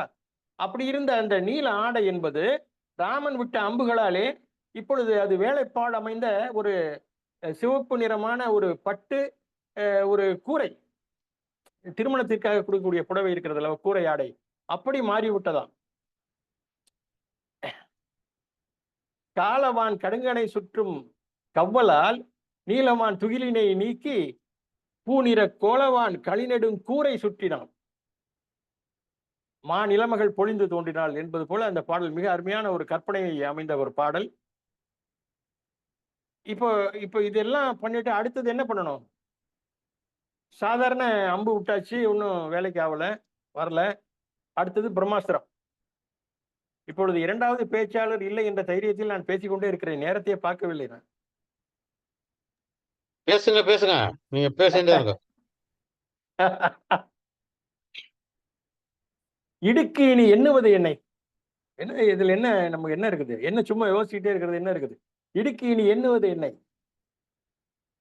ஈண்டு இனி முடுக்குவன் வர்ணனை. வர்ணனை வேகமா ஓடி வர வைக்கிறேன் பாரு என்று 3 எதிர் தடுக்க அரும் வெகுளியான் சதுமுகன் படை தொடுத்தனன். சதுமுகன்னா பிரம்மன். சதுமுகன் படை தொடுத்தனன் அமரரும் துணுக்கம் எய்தினார். தேவர்கள் எல்லாம் பயந்து நடுக்கிறாங்க. அவங்களுக்கு தான் வேலை. ஒண்ணு பயப்படுவான், இல்லைன்னா சந்தோஷப்படுவான், கை தட்டுவான், குதிப்பான், மேல இருந்து கீழே வரமாட்டான். அமரரும் துணுக்கம் எய்தினார். இப்பொழுது அந்த பிரம்மாஸ்திரம் போன உடனே என்னெல்லாம் நடக்குதுன்னா, ஆறுகள் எல்லாம் தூர்ந்து போச்சான், திசைகள் எல்லாம் சுருங்கி போச்சான், மேகங்கள் எல்லாம் கதறுதான், அப்படியே எல்லா உயிர்களும் போய் விடுமே இந்த உலகத்தில் இருந்து என்று கதறுகிறதா. அதனால ஏற்பட்ட இன்னொரு விளைவு என்ன தெரியுமா? தண்ட மூலத்துக்கு அப்பால் ஆழியும் கொதித்தது. அந்த அண்ட சராசரத்துக்கு மேலே உள்ள அந்த ஆறும் கொதித்ததாம். 7 திண்டிரை கடலின் செய்கை செப்பியன். இதெல்லாம் சொல்லி என்ன சுருக்கமா நான் சொல்றேன்றார் கம்பர். என்ன சொல்றார் தெரியுமா? தேவன் சென்னி பண்டை நாள் இருந்த கங்கை நங்கையும் பதைத்தார். அந்த சிவபெருமான் தலையிலே வைத்திருக்கக்கூடிய அந்த கங்கை நதியும் பதபதைத்ததாம். அது மாத்திரமல்ல, பார்ப்பான் குண்டிகை இருந்த நீரும் குழு குழு கொதித்தது. பிரம்மன் கையிலே கமண்டலம் வைத்திருக்கிறான் அல்லவா, அதில் இருக்கிற நீரும் கொதித்ததாம். இந்த பிரம்மாஸ்திரத்தினுடைய வெப்பம் தாங்காமல் எப்படி கொதித்தது? குளு குளு குளு குளு குளு குளுன்னு சொல்லி பாருங்க, அந்த சவுண்டு கிடைக்கும், அது கொதிக்கிற மாதிரி. குளு குளு குளு குளு குளு குளு. இப்பொழுதுதான் வருணன் தோன்றுகிறான். வருணன் எப்படி வருகிறான் ராமன் முன்னால்? ஒரே புகை மண்டலம். பிரம்மாஸ்திரம் எழுப்பிய அந்த புகை மண்டலத்திலே வழி தெரியாமல் தட்டு தடுமாறி வருகிறான். அழுது கொண்டே வருகிறான். கண்கள் சிவந்திருக்கின்றன, முகம் பொலிவு இழந்திருக்கிறது, உள்ளமெல்லாம் உருகி அஞ்சிக் கொண்டே வருகின்றான். கைகளை மேலே தூக்கி உயர்த்தி தொழுது கொண்டே வருகின்றான். ராமனை போற்றிக் கொண்டே வருகிறான். அப்பொழுது ராமன் கேட்கிறான், அபயம் அபயம் என்று சொல்லிக் கொண்டு வந்திருந்த காரணத்தினால் நான் உனக்கு அபயம் செய்கிறேன், நீ என்ன காரணத்துக்காக நீ நான் அழைத்ததும் வரவில்லை என்று கேட்கிறான். அப்பொழுது வருணன் சொல்கிறான், கடலினுடைய கடைசி கோடியிலே நான் நின்றிருந்தேன், அதனால் நீ அழைத்தது எனக்கு தெரியாமல் போனது என்று மன்னிப்பு கோருகிறான். நிறைய போற்றி போற்றி பாடுகிறான். அந்த பாடல்கள் நிறைய இருக்கிறது. சரி, இப்பொழுது உன்னை மன்னித்து விட்டேன், நான் என்ன உனக்கு இப்பொழுது இந்த பிரம்மாஸ்திரத்தை எய்து விட்ட காரணத்தினால் அதற்கு ஏதாவது இலக்கு சொல்லி ஆக வேண்டும். என்ன இலக்கை நீ சொல்ல போகிறாய் என்று கேட்கிற போது அவன் சொல்கிறான், வருணன் சொல்கிறான், இந்த கடலின் நடுவே மருகாந்தாரம் என்று சொல்லக்கூடிய ஒரு தீவு இருக்கிறது. அங்கே 100 கோடிக்கு மேல் அசுரர்கள் இருக்கிறார்கள். அவர்கள் இந்த உலக மக்களையும் வாட்டி எனக்கும் நிறைய தீமை செய்கிறார்கள். அதனால் அதை இலக்காக வைத்துக்கொண்டு இந்த பிரம்மாஸ்திரம் அவர்களை எல்லாம் அழிக்கட்டும் என்று சொல்கிறான்.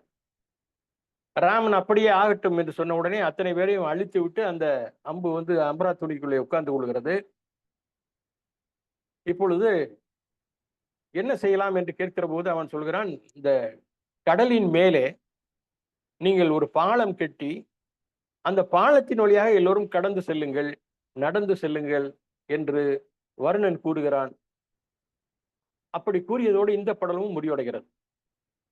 ஆக இந்த 2 படலத்திலுமே அவன் இலங்கையை பற்றிய, அந்த படைகளை பற்றிய, அந்த ராவணன் மற்றும் அவனை சுற்றி இருப்பவர்களுடைய ஆற்றலை பற்றிய அத்தனை செய்திகளையும் தெரிந்து கொள்கிறான் ராமன். அனுமன் இலங்கைக்கு சென்றிருந்த போது என்னவெல்லாம் அங்கே நடந்தது என்பதையெல்லாம் தெரிந்து கொள்கிறான் ராமன் வீடனன் மூலமாக. இப்பொழுது எப்படி இலங்கைக்கு செல்வது என்று சிந்திக்கிற போது கடற்கரையிலே உட்கார்ந்து கொண்டு வருண மந்திரத்தை ஜபிக்கிறான். ஆனால் வருணன் வரவில்லை.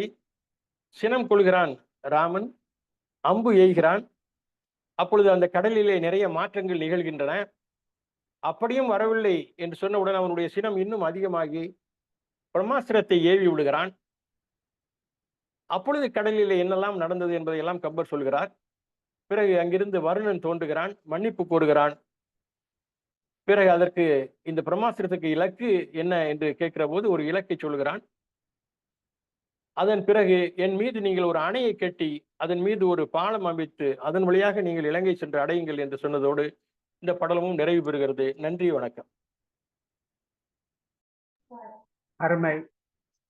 அருமையாக கிட்டத்தட்ட 150 பாடல்களை ஒரு பருந்து பார்வையாக பார்த்து கம்பனுடைய கற்பனைகளை நம்மோடு ஐயா நெல்லைதீபன் அவர்கள் பகிர்ந்து கொண்டார்கள்.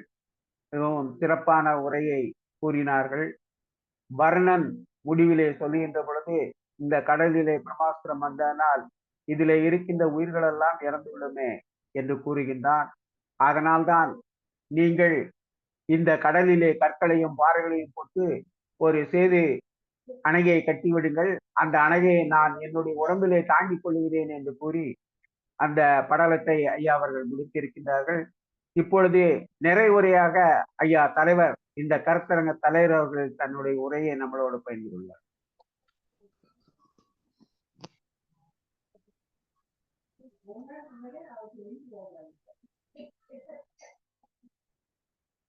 ஐயா பொன்வேல் ஐயா.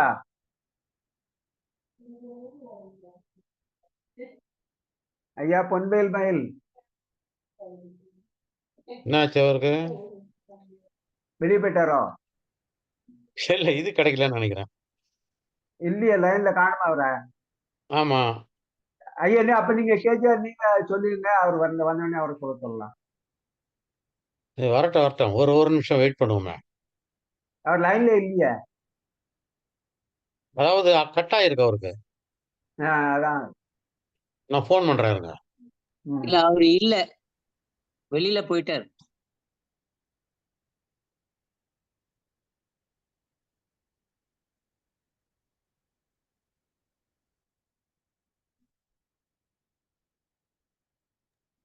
சார் அவங்க வீட்டுல கரண்ட் போயிடுச்சான். ஆனா கேஜிஆர் ஐயா கருத்து சொல்லட்டும்னு சொன்னேன். ஆமா, ஐயா அதாவது கேஜிஆர் இந்த அவர்கள். புயல் தீவிரம் இழந்து விட்டதுன்னு சொன்னாங்க இல்லையா? ஆமா. இப்ப சாயந்தரம் மறுபடியும் புயல் வருதுன்னு சொல்லிட்டாங்க.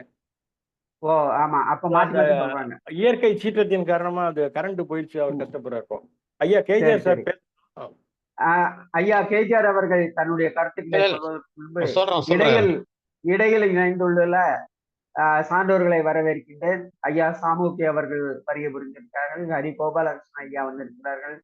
தங்கம் தங்கம் வர வாய்ப்பு இல்ல. அவர்கள் வந்திருக்கிறார்கள். பான்மதி இல்ல கிருஷ்ணன் சார், அவர் அவர்கள் கரண்ட் போயிடுச்சு, நீங்க வந்திருக்கிறார்கள். பேச ஆரம்பிச்சிருங்க. அம்மா பால் தங்கம் அவர்கள் இணைந்திருக்கிறார்கள்.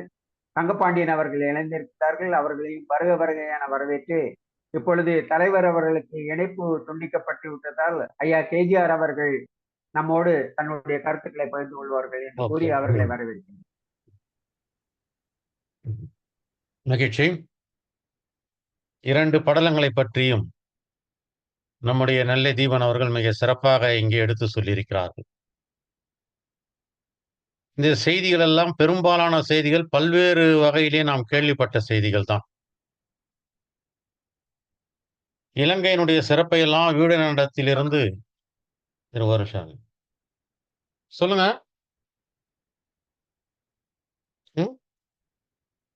ஓகே. வீடனிடத்திலிருந்து இலங்கையினுடைய தன்மையையும் மற்றும் அங்கு இருக்கக்கூடிய சூழ்நிலைகளை எல்லாம் ராமர் கேட்டு அறிந்து கொள்ளுகின்ற படலம். அதிலே இலங்கையினுடைய மதிலை பற்றியெல்லாம் வீடணன் ராமருக்கு எடுத்து சொல்லிக் கொண்டிருக்கிறார். கும்பகர்ணனுடைய பெருமை ரொம்ப அழகா ஒரு இடத்துல சொல்லுவார். கும்பகர்ணனுடைய பெருமையை கம்பர், ஐராவதம் என்கின்ற யானைக்கு 4 தந்தங்கள், பிறைநிலா போன்ற தந்தங்கள். இன்று அமாவாசை, நாளைக்கு வருகின்ற பிறைநிலா போன்ற தந்தங்கள். இந்த தந்தங்கள் 4ஐயும் கையினாலேயே உடைத்து விடக்கூடிய ஆண்மை ஆற்றல் பெற்றவன் கும்பகர்ணன் என்று சொல்லிவிட்டு இன்னொரு கருத்தையும் சொல்வார். செம்பொன் பெருமலை மதம் பிடித்தார் போல மிகப்பெரிய சிவந்த இருக்கின்ற மிகப்பெரிய மேருமலைக்கு மதம் பிடித்து விட்டால் எப்படி இருக்குமோ அப்படி உலாவிக் கொண்டிருப்பான் கும்பகர்ணன் என்று கும்பகர்ணனுடைய ஆற்றலை அங்கே எடுத்து சொல்கின்றார். அதே மாதிரி இந்திரஜித்தினுடைய ஆற்றலையும் ராவணனுடைய ஆற்றலையும் அந்த படலத்திலே எடுத்து சொல்லியிருக்கின்றார். இதையெல்லாம் நம்முடைய தீபன் அவர்கள் இங்கே எடுத்து காட்டியிருக்கின்றார். அதே மாதிரி அனுமன் இலங்கையிலே செய்த நாசங்களை எல்லாம் இந்த படலத்திலே தான் சொல்லப்படுகின்றது. கிட்டத்தட்ட இலங்கையை பற்றி, ராவணனை பற்றி, கும்பகர்ணனை பற்றி, இந்திரஜித்தை பற்றி இருக்கின்ற பல செய்திகளை எல்லாம் ராமருக்கு வீடணன் சொல்லுகின்ற படலம் தான் இந்த படலம். இந்த படலத்துக்கு அடுத்து வர்ணன் வழிவிடுகின்ற படலம். அது என்னவோ தெரியவில்லை, இந்த கம்பனுக்கு மட்டும் எல்லாமே 7 7ஆகத்தான் வருகிறது. வால்மீகி ராமாயணத்திலே பார்த்தீர்கள் என்று சொன்னால் ராமர் 3 நாட்கள் தான் காத்து இருக்கிறார். ஆனால் கம்பராமாயணத்திலே தான் தீபன் சொல்லுகிற மாதிரி 7 நாட்களாக அவர் காத்து கொண்டிருக்கிறார். 7 2 ஆண்டுகள் போய் வா என்பது, 7 மராமரங்களை அம்பு விடுவது என்று இது மாதிரி 7 நாட்களாக காத்திருப்பது, மூல நூலிலேயே 3 நாட்கள் காத்திருப்பதாக தான் செய்தி. தமிழ் கவிஞர்களுக்கு அந்த 7 என்பதின் மீது ஒரு பெரிய ஆசை உண்டு. கண்ணதாசன் ஒரு பாட்டு எழுதியிருப்பார். 7 கடல் சீமை ஆளுகின்ற நேர்மை எங்க ஊரு ராஜா என்று ஒரு பாட்டு எழுதியிருப்பார். அது மாதிரி இந்த 7 நாட்களாக அவர் காத்திருந்து வர்ணன் வரவில்லை என்ற கோபம் அவருக்கு இருப்பதையும் தீபன் இங்கே எடுத்து காட்டியிருக்கிறார். வர்ணன் ஏன் வரவில்லை என்பதற்கு காரணத்தையும் சொல்லியிருக்கிறார். நான் மனைவியை இழந்தவன் என்பதாலா, அல்லது ராவணனை வெல்ல முடியாதவன் என்பதாலா என்று அவர் கூட சொன்ன மாதிரி இங்கேதான் வீரம் இழந்த மனிதன், இது ரொம்ப அழகா எடுத்து காட்டினார், கோடிட்டு காட்டினார். இங்கேதான் ராமன் தன்னை மனிதன் என்று ஒப்புக்கொண்டிருக்கிறார். வேறு எங்கேயும் அவர் மனிதன் என்று ஒப்புக்கொள்ளவில்லை இதுவரையில். இனிமேல் எங்க ஒப்புக்கொள்றாருன்னு பார்ப்போம். இதுவரையில் எங்கேயும் அவர் மனிதன் என்று ஒப்புக்கொள்ளவில்லை என்பதை ரொம்ப கோடிட்டு ரொம்ப அழகாக தீபன் அவர்கள் எடுத்து காட்டியிருக்கிறார். இது ஒரு காரணம். வால்மீகி ராமாயணத்திலே ஒரு காரணம் சொல்லப்படுகிறது. ராமர் சொல்லுவார், மன்னிக்கின்ற தன்மை, நல்ல குணங்கள் இருக்கிறவனுடைய பேச்சு இருக்கிறதே, இந்த பேச்சு நல்லெண்ணம் இல்லாதவரிடத்தில் எடுபடுவதில்லை. அவருடைய வியாக்கியானம் அது. மன்னிக்கிற தன்மை, நல்ல குணங்கள் இருக்கின்றவருடைய பேச்சு என்பது நல்லெண்ணம் இல்லாதவரிடத்தில் எடுபடுவதில்லை. அது மாதிரிதான் என்னுடைய பேச்சு வர்ணனிடத்திலே எடுபடவில்லை. துளசிதாச ராமாயணத்திலே இதற்கு ஓமை சொல்லுவார். முட்டாளிடத்திலே வேண்டுகோள் வைப்பது, முரடனிடத்திலே போய் நாம் அன்பு காட்டுவது, இல்லறத்திலே ஈடுபட்டவனிடத்திலே ஞானோபதேசம் செய்வது, கஞ்சத்தனமாக இருக்கிறவனிடத்திலே வள்ளல் தன்மையை பற்றி பேசுவது, இவையெல்லாம் விளையாத வித்துக்கள் என்று சொல்லி இப்படிப்பட்டவன் தான் இந்த வர்ணன் என்று குறிப்பிடுகிறார். நம்முடைய பேச்சு அவனிடத்திலே எடுபடவில்லை என்று சொல்லி பிறகு வர்ணன் காரணத்தை எல்லாம் சொல்லுகின்றான். பிறகு பாலம் கட்ட வேண்டும் என்று அவன் சொல்லி, அது மாதிரி இங்கே பாலம் கட்டியதுதான் சேது பந்தன பாடம். சேது என்று சொன்னால் பாலம், பந்தனம் என்றால் கட்டுவது. இப்படி வர்ணன் வழிவிடு படலத்தையும் எழுதியிருக்கின்றார். இந்த 2 படலங்களை பற்றியும் இங்கே நம்முடைய தீபன் அவர்கள் மிக அழகாக இங்கே எடுத்து பேசியிருக்கின்றார். நண்பர் பொன்வேலுமையில் வந்துவிட்டார். ஆகவே அந்த பொறுப்பை அவரிடத்திலே நான் கொடுத்து விடுகின்றேன்.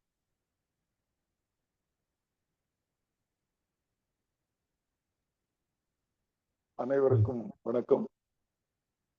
இதுல 2 செய்தி இருக்கு. நான் அப்புறம் அவர் பேசிட்ட பிறகு நான் சொல்றேன். வால்மீகில 2 செய்தி சொல்றாரு. கம்பன்ல சொல்லல, வால்மீகில சொல்றாரு. நான் சொல்றேன். சொல்லுங்க. அனைவரிடமும் பொறுத்தருளும்படி கேட்டுக்கொண்டு, மின்தடைப்பட்டதனால் வைஃபையும் இணைப்பு துண்டிக்கப்பட்டு விட்டத காரணத்தினால் ஐயா தீபன் அவர்களுடைய உரையை முழுமையாக கேட்க முடியாமல் போய்விட்டது. இருந்தாலும் அவர் அந்த படலங்களை 2 படலங்களையும் மிக சிறப்பாக எடுத்துரைத்திருப்பார் என்றுதான் எண்ணுகிறேன். ஏனென்றால் அவருக்கே உரிய பாணி, ஒரு எளிய நடை, ஒரு நகைச்சுவையோடு சொல்லக்கூடியவர். அப்படி இந்த 2 படலங்களையும் அவர்கள் சிறப்பாக ஆட்டியிருப்பார் என்று நினைக்கிறேன். இந்த முதல் படலத்திலே சிறப்பாக சொல்ல வேண்டும் என்றால், கம்பனுடைய கவிதையினுடைய திறனெல்லாம் எல்லா படலங்களிலுமே வெளிப்படும் என்பது உண்மைதான். இந்த படலத்திலும் அவ்வாறு இந்த சொற்பொருள்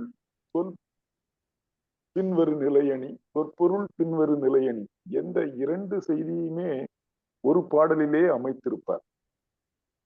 அந்த ஒரே சொல் திரும்ப திரும்ப அதே பொருளிலே சொல்லுவது ராமன். அந்த ஐயா அவர்கள் அழகாக சொன்னார்கள், தீபன் அவர்கள். அந்த மாலை பொழுதிலே மல்லிகை காடு எப்படி இருந்தது, மல்லிகை பூத்தது இருட்டு. மாலை நேரம் என்பது நம்முடைய சங்க இலக்கியப்படி மாலை என்பது 6 to 8 தான். ஆகவே இரவு விட்டது. அதனால மல்லிகை காடுகள் பூத்திருக்கின்றன. அங்கு வானத்திலே நட்சத்திரங்கள் எப்படி அந்த இருளிலே பூத்திருக்கிறதோ அதை போல பூத்திருந்து அந்த மனத்தோடு சேர்ந்து ராமனை மிகவும் வருத்தியது என்ற செய்தியை அருமையாக சொன்னார்கள். இப்ப இதெல்லாம் பார்த்துட்டு அவனுக்கு சீதையை பிரிந்த வருத்தம் அவன் என்ன செய்வான் என்று அவனுடைய செய்கையை பற்றி பேசுவார். இந்த நோக்கும் நோக்கும் நோக்கும் என்ற சொல்லை சொல்லி அருமையான ஒரு கவிதை. உடலினை நோக்கும், தன்னுடைய உடலை பார்ப்பார். இந்த உடல் இவ்வளவு திறமையான ஒரு ஆற்றல்களை உடைய உடல், அவளை காப்பாற்ற முடியாமல் போய்விட்டதே என்றும், இந்த உடல் எப்படி இருந்த உடல் அவளை பிரிந்து இப்படி ஆகிவிட்டதே என்ற காரணத்தினாலும் அதை வைத்து உடலை பார்ப்பானாம். உயிரை நோக்கும். அதற்கு தன் உயிருக்கு உயிராக இருந்த அந்த சீதையை எண்ணத்திலே நினைத்து வருந்துவானாம். அவளுக்கு இடைந்த இடரினை நோக்கும். மற்ற யாதும் நோக்கலன் கடலினை நோக்கும். சரி, மற்றதெல்லாம் மறந்து விட்டு இந்த கடலை பார்த்த உடனே இந்த கோபம் வருது அவனுக்கு. கடலை பார்க்கிற போது இந்த கடலுக்கு அப்பால் தானே ராவணன் சீதையை கொண்டு போய் வைத்திருக்கிறான் என்று கோபத்திலே கடலை பார்ப்பானா. அதற்கு அப்புறம் அந்த கள்வன் வைகும் திடரினை நோக்கும் முடியும். அந்த திடர் இலங்கையை அப்படியே இங்கேருந்து பார்க்கிற போது இலங்கை தெரிகிறது. அதை பார்க்கிற போது அதை நினைத்து இங்குதானே வைத்திருக்கிறான் என்று, அதை எப்படி அழிக்காமல் நான் இருந்திருக்கிறேனே என்று அந்த கவலையோடு அதை பார்ப்பான். அதை எப்படி பார்ப்பான்? அதால் கடைசியில முடிப்பான். தன் சிலையை நோக்கும். இந்த வில்லை வைத்துக் கொண்டு இத்தனையும் உடைய அந்த சீதா பிராட்டியை என்னால் காப்பாற்ற முடியவில்லையே என்று அவன் வருந்துவதாக சொன்ன பாடல். அடுத்தால அவனுடைய சிந்தை எப்படியெல்லாம் வருந்தியது என்பதற்கு அடுத்த பாடலிலே பேசுவான். இந்த பழுத்து அமைந்த என்ற ஒரு சொல் உண்டு. இந்த பழுத்து அமைந்த என்ற சொல்லை 4 அடிகளிலும் பயன்படுத்தியிருப்பான் கம்பன். அதுல சொல்லும் பொழுது, பணிவழுத்து அமைந்த பூங் அல்குல் பண்பினால் பிணிவழுத்து அமைந்தது ஓர் பித்தின் உள்ளத்தான் அணிவழுத்து அமைந்த முத்து அரும்பும் செம்மணி முறுவல் மணிவழுத்து அமைந்த வாய் மறக்க வல்லனோ அப்படின்னு பேசும். அந்த பணிவழுத்து அவளுடைய அல்குல் பகுதி, அந்த இடையிலே அவள் அணிந்திருந்த அந்த ஆபரணங்கள், அந்த மேகலாபரணத்தினுடைய அணி வேலைப்பாடு, பணிபழுத்துன்னு வேலைப்பாடு மிகுந்து என்ற சொல்லிலே அந்த பொருள் முதலிலே பணி பழுத்து அமைந்த, முதிர்ந்து சிறப்பாக அமைந்த என்று சொல்லுவான். அடுத்தால பிணி பழுத்து அமைந்த அப்படின்ற போது அவனுக்கு காம நோய் மிகுந்து அவன் அதனால் துன்புறுகிறான். அணிவழுத்து அமைந்த அவளுடைய முகத்தை நினைத்து பார்க்கிறான். முத்துக்கள் அப்படியே முத்துக்களை அள்ளி ஒரு செப்பிலை வைத்ததை போல அவளுடைய அந்த வாயும் அவளுடைய பற்களும் அந்த முறுவலை நினைத்து அவன் வருந்தினானாம். மணிவழுத்து அமைந்த வாய், அந்த செவ்வாயில 2 பக்கம் 2 அருமையான அந்த இதழ்களை நினைத்து அப்படி ஒவ்வொன்றாக அவன் நினைத்து வருந்தினான் என்று சொல்லும் பொழுது, இந்த பாடல்கள் எவ்வளவு ஒரு அருமையான கருத்துக்களோடு அந்த சொல்லையும் பொருளையும் வைத்து மிகச்சிறப்பாக அந்த பாடியிருக்கிற பாடலை கம்பன் எழுதியிருப்பது ஒரு சிறப்பான ஒரு அமைப்பாக இங்கே கருதுகிறேன். அடுத்தபடியாக பார்க்கும்போது இந்த ஐயா அவர்கள் சொன்னார், வீடனன் வீடனை இவனே கேட்கிறான். ராமன் தான் சுக்ரீவன் தூண்ட வீடனனை கேட்கிறான். எப்படி அவன் கேட்டது 3 இலங்கையின் அரணை பற்றி கேட்கிறான். இராவணின் வலிமை, அவனுக்கு துணையை பற்றி கேட்பான். அடுத்தால அந்த படையின் அளவு, இந்த 3ஐயும் கேட்டான். இதே வரிசைப்படுத்தித்தான் வீடனன் அந்த ஒவ்வொன்றையும் அடுக்கி சொல்லுவான். அரணை பற்றி அருமையான செய்திகளை எல்லாம் தீமனையா சொன்னார்கள். அந்த அரணை பற்றி சொல்லிவிட்டு அந்த துணைவர்களை பற்றி சொல்லுகிற நேரத்தில் தான் மின்தடங்கள் வந்து விட்டது. துணைவர்களை பற்றி மிகச்சிறப்பாக ஒவ்வொரு அவனுடைய சிறப்பு ஒவ்வொருத்தரையாக சொல்லுவாங்க. அது அத்தனை வீரர்களையும் வரிசைப்படி கீழிருந்து அப்படியே மேல் நோக்கி கொண்டு போய்கிட்டே இருப்பான். அகம்பன், கும்பன், நிகும்பன். இந்த கும்பன் நிகும்பன் கும்பகரனுடைய மக்கள். அதிகாயின் வலைப்படலத்திலே அவர்கள் போரிட்டு மடிவார்கள். மகோதரன், அப்புறம் பாத்தீங்கன்னா அவனுடைய துன்முகன், அதுக்கு அந்த நம்முடைய வான்மீகத்திலே வான்மீகி அந்த வடமொழியிலே சொன்ன பெயர்களை எல்லாம் அருமையாக தமிழ்படுத்தி இருப்பான். துன்முகம் என்பதற்கு அறம் துறந்தோன் என்பான். வேள்வி பகைஞன் என்றதை யஜ்ஞ விரோதி என்று அவர் சொல்லுவார். இவன் யஜ்ஞ வேள்வி பகைஞன் என்பார்.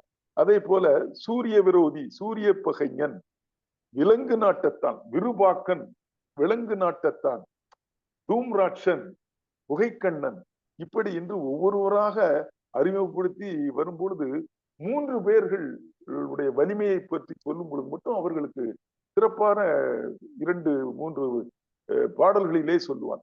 அதே போல கும்பகர்ணனை முதலிலே சொல்லுவான். ஏனென்றால் கும்பகர்ணன் தான் ராவணனுடைய வலிமைக்கு வலிமை சேர்ப்பவன், மிகச்சிறந்தவன்.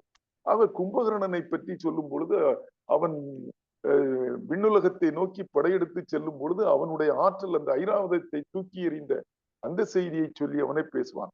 அடுத்து ராவனுடைய மக்களை பற்றி சொல்லும் போது முதலிலே பேசுவது இந்திரஜித்து. இந்திரஜித்து தான் இந்திரஜித்து இல்லாமல் என்னால் என்றுமே செய்ய முடியாது என்று அவன் இறந்த பின் அவன் ராவணன் அழுவதை காண முடியும். அவன் இந்திரனுடைய காலிலே தலை ஊட்டிய செய்தியை சொல்லி இந்திரஜித்தை அறிமுகப்படுத்துவான். அதை கூட அடுத்தது அதிகாயன். இந்த அதிகாயனும் ஒரு சிறந்த வீரன். கும்பகர்ணனுக்கு அடுத்து வருவான். அவனை பற்றி சொல்லும் பொழுதே இப்போது சொல்லுவான், அதிகாயன் எப்படிப்பட்ட வீரன் தெரியுமா? இந்திரஜித்திற்கு இணையான வீரன் அவன் எப்படி என்றால், இன்னொரு இந்திரன் இல்லாத காரணத்தினால் இவன் பேரு இந்திரசித்து அப்படின்னு சொல்லி அவனுடைய வலிமை இப்படி. அடுத்த நராந்தகன், திரிசரன், தேவராந்தகன், இப்படியெல்லாம் அந்த மக்களை வரிசைப்படுத்தி சொல்லிவிட்டு இப்படி ஒவ்வொரு பாத்திரமாக அந்த எப்படியெல்லாம் அவர்கள் எத்தனை பலமிக்கவர்களும் ராவணன் துணையாக வைத்திருக்கிறான் என்று அவனுடைய பலத்தை பற்றி ஒரு பட்டியலே போட்டு மிகச்சிறப்பாக அவன் சொல்லுவான். அதற்கப்புறம் தான் ஐயா சொன்ன அந்த அனுமனுடைய ஆற்றலை பற்றி பேசும் பொழுது பாராட்டுரை. ராமன் ஒரு அருமையான பாராட்டு பேசுவான். நீ பாதிக்கு மேலே அங்கே இலங்கையில் பாதி படைவீரர்களை கொண்டு வந்து விட்டாய், எனக்கு இன்னும் என்ன பாக்கி இருக்கிறது என்று ராமன் அவனை பாராட்டுரை, ஒரு தலைவனுக்கே உரிய அந்த பாராட்டுரையை பற்றி பேசுவார். இப்படி இந்த படலத்திலே மிகச்சிறப்பான பகுதிகள் எல்லாம் குறுகிய சின்ன படலம் என்றாலும் ராவணனுடைய ஆற்றல் எப்படி, அவனுடைய ஆளுமை எப்படி, அவனுடைய துணைவர்கள் எப்படி, அவனுடைய படைபலத்தை சொல்லும் பொழுது 1000 வெள்ளம் சேனை என்பான். வெள்ளம் என்பது பேரன், கோடி கோடி என்று சொல்லுகிறார். 1000 வெள்ளம் சேனை அதை சொல்லும் போதுதான் எங்கெங்கே எல்லாம் கோடி கோடி கோடி, இங்க எல்லாம் வாயிலே இத்தனை கோடி, 1000 கோடி, அதுல 18 கோடி, இதுல 20 கோடி, தென்புற வாயில் என்று வாயில் எல்லாம் சொல்லும் பொழுது நான் சிந்தித்து பார்ப்பது, இத்தனை பேர்கள் அந்த இலங்கைக்குள்ளே இருக்குவதற்கு கூட இடம் இருக்குமா என்று நினைப்பேன். ஆனால் அந்த உயர்வு நவிர்ச்சி அணியை என்று சொல்லுகிறாரா, அல்லது அந்த படையினுடைய பெருக்கத்தை பற்றி பேசுவதற்காக கம்பர் அப்படி எல்லாம் சொன்னாரா என்று பார்க்கும் பொழுது அந்த உயர் நவிர்ச்சி அணியிலே தான் அந்த பாடல்களை, அந்த பகைவர்களை எல்லாம் அவருடைய துணைவர்களுடைய எண்ணிக்கையை பற்றி கூறுவார் என்று சொல்லி அருமையான ஒரு. இதே போல அடுத்து இலங்கைக்கு வருணனை வழிவேண்டு படலத்தையும் ஐயா அவர்கள் விளக்கி கொண்டிருந்தார்கள். நான் இடையிலே வந்து விட்டேன். அந்த படலமும் மிக சிறப்பா அந்த கடல்ல எல்லாம் எப்படியெல்லாம் அந்த கடல் துன்பப்பட்டது என்பதை எல்லாம் அருமையாக வடித்திருப்பார். ஒவ்வொரு பாடலையும் மிகச்சிறப்பாக இருக்கும். அதுக்கு அதை எப்படி சொல்வது என்றால்,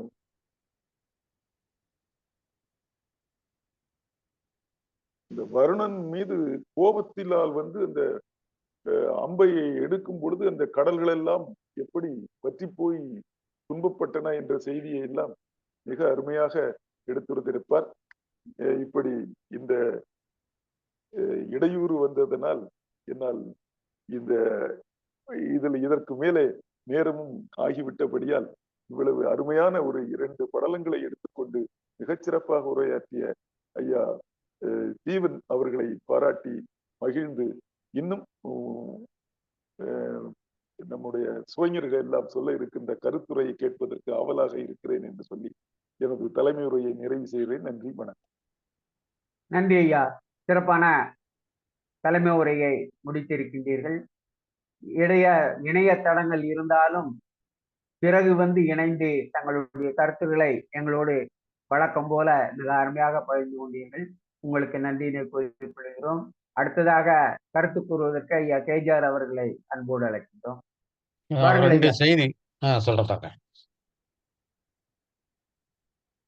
இருங்க, இலங்கைக்கு கேள்வி படலம் இருக்கு பாருங்க. அதை பேசுற போது தீபன் ஒரு அழகான ஒரு ஊமை சொன்னார். சீதையினுடைய முகத்துக்கு இந்த நிலா என்பது தோற்று போய்விட்ட காரணத்தினால் அவருடைய கணவனுடைய முகத்தை விட தான் ஒளி வீசுவதாக பெருமைப்பட்டுக் கொள்கிறது என்ற பொருளிலே. அதான் அப்படிதானே சொன்னீங்க தீபன்? என்னை வென்ற அவளுடைய கணவனை நான் வெல்லுவேன். அதான். அந்த ஒளியை எடுத்துக்கிட்டு அது உதிக்குது, சந்திர உதயம். ஒரு இது ரொம்ப ஒரு அழகான கற்பனை. அவ மேல கோபத்தை வைத்துக் கொண்டு பேசியதாக சொல்லுவார். அதான் என்ன, சீதையிடம் தோற்று போய் ராமனிடம் வெற்றி பெறுவது, இதுதான் நிலாவனுடைய இது ரொம்ப அழகா திருக்குறளை தான் முதல்ல சொன்னாரு. மாதர் முகம்போல் ஒளிவிட வல்லையேர் காதலை வாழி மதியினர்.